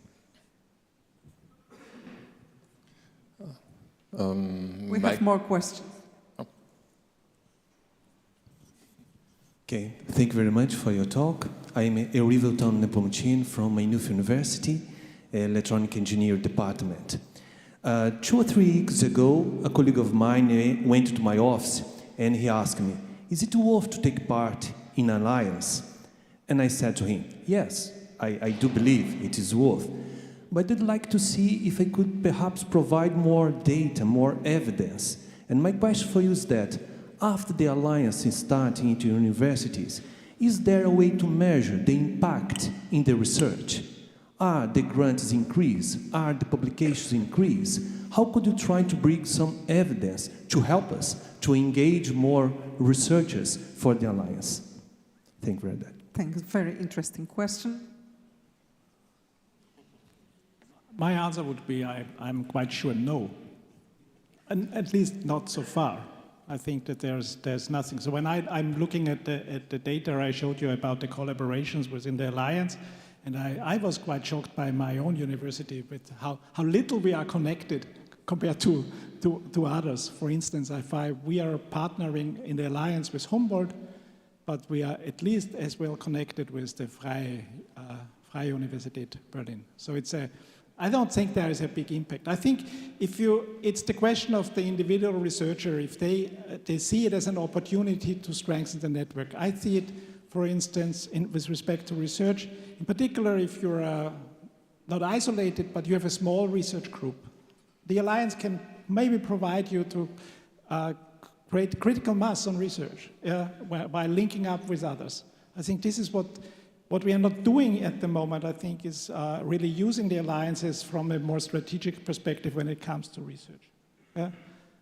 And these are I think it's the little things which makes the difference when they sum up. Yeah? If you're more or less isolated in your own group and you create your own network, yeah, to co-supervise, to attract more PhD candidates, to coordinate when you're searching for candidates. So this can be used. But if you are super well connected and if you're an ERC grantee and plenty of money, don't know how to spend it, then you don't need an alliance, of course. But as a university, if you think we want to collaborate with, I have no clue what the rectors are really thinking in my alliance. But if you are really thinking about strategically, we say, okay, we have so many experts in climate research, and we want to be on this, so to say, on the scene internationally. Climate research go to Circle U. And of course you could invest in the researchers you are hiring. You can think about joint promotion wherever you hire certain people. You can think about developing a postdoc program. You can think about coordinated even on the professor's level. Of course, you can use it if you really want. But there are 9 universities, 9 have their strategic plans, and then it's an add-on. I would like to add something about the evaluation, but we have still 2 questions. Sergio, briefly. Super short. The little reflection that I have is perhaps the way of measuring the impact in the research dimension is not measuring the number of proposals get by the universities, is the number of structural changes we are getting to promote easier collaboration. Because it's difficult to measure what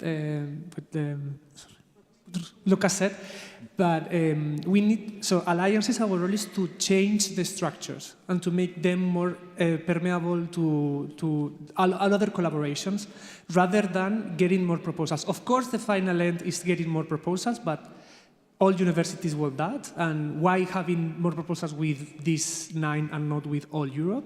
But with these 9, it's much easier to work. I think this is our way of measuring our success. Andreas Ragotz, University of Graz. First, congrats to you, Dubia and JAMIU, for the success in the collaborative research projects. And my question goes to the how-to. As far as how do you approach to bring or buy in the researchers into the project? Was this a top-down approach or bottom-up? So to involve them or to find the interested researchers for such a joint project? So in our case, what we did was generating a call for all researchers within the university. So we sent it through the newsletter in the university. Do you would like to collaborate on the research, on generating a research dimension within CHARM, blah, blah, blah? And we got like 100 something answers, and we involved them in the participatory process. So we made a general call, and we got those answers, and we, well, I'm saying we, but it was they, because I wasn't involved in that moment, and I was one of the ones answering that questionnaire and getting involved in CHARM. Yeah, I think. Yeah, so it's primarily, I think, top down. So it's not that nice, but actually it's very efficient. And then I think we can go for the bottom up. So basically, when we generated the project, of course it was generated top down, but then we involved also researchers. Not necessarily like that, but actually the end result was like that they also participated in the whole process, in the bid generation process. And then afterwards, all the actions that all the tasks, all the activities are involving them, and they are the ones who participate at different trainings, they are the ones who are applying for different parts of the different activities like short-term or long-term mobilities or seed funding. And finally, what we actually think is that during this 5 years process, we will have a pool of researchers from very different fields who will be connected. So this is a soft touch, but actually this is how I think that we can really somehow close that kind of communication gap that we've been talking about. I'm not sure whether this will hold and this will be like that, but at least this is what we hope for. Time for the last question here, the first.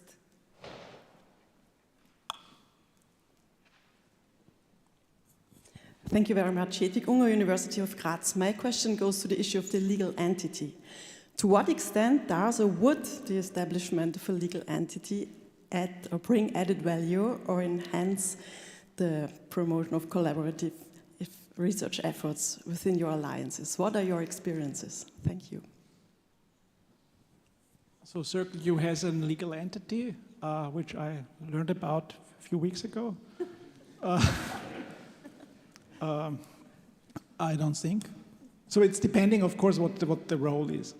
I think that what we have to do, and this is my vision, and also what I'm trying to do, is also to change the services we want to provide to our researchers. And if there is a strong group within the legal entity who is really providing extra add-on services for the researchers, it can make a difference.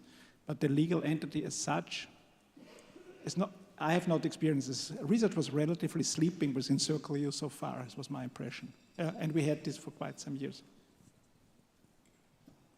So for instance, I think that the legal entity depends on the legal entity. So the kind of legal entity can facilitate, for instance, seed funding programs. So if you have a foundation, for instance, if the universities provide some funding to the foundation, and then the foundation has this cascade system of seed funding, will make these seed funding programs much easier, I think. Even though we don't have a seed funding in charge, so I'm speaking on what I think it will make easier. I think someone mentioned from the first panel that actually it allows you to employ people in a more ready-made way, and I think that's kind of added value, because actually we are all connected to research activities, but all the staff member, they have their daily duties, so it's really hard to allocate from those daily duties to alliance type of duties. But if you have a legal entity where you can hire people doing that job, like not necessarily writing bits, but assisting you in bid writing on the level of alliance, that could be one of, I think, top values. Plus, what the others already told, that they could be more flexibly be engaged in some other project and course where we as universities move a little bit harder. Thank you very much. I have to close the session, and I would like to thank you very much for your presentations, for sharing your experiences. I truly believe that our superpower is our collaboration also between alliances, because if we want to be an active actor and player on the European level, doing it together, sharing our experiences and sending the message that we have really done a lot in the last years and we want to do more, it's very important. So I strongly encourage you to take part in the current debates on the future of the European University Alliances. Thank you very much and have a good afternoon.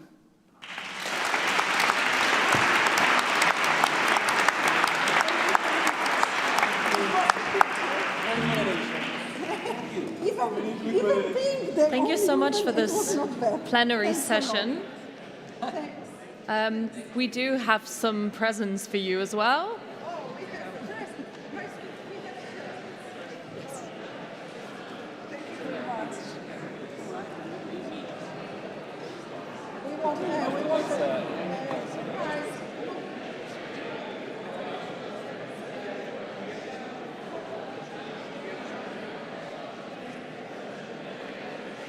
I have a small announcement to make before you leave.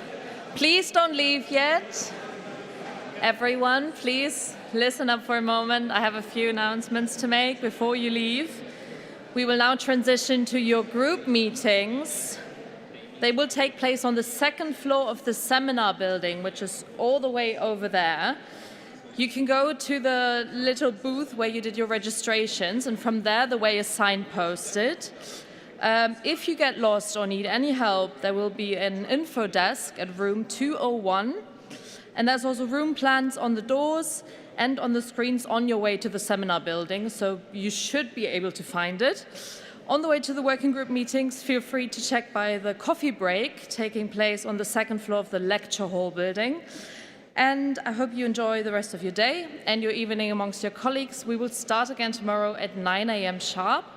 Please remember to take all of your belongings from the cloakroom in case you dropped off anything, because it will close after this. And for now, I wish you a productive and inspiring session and a lovely rest of the day. I'll see you tomorrow.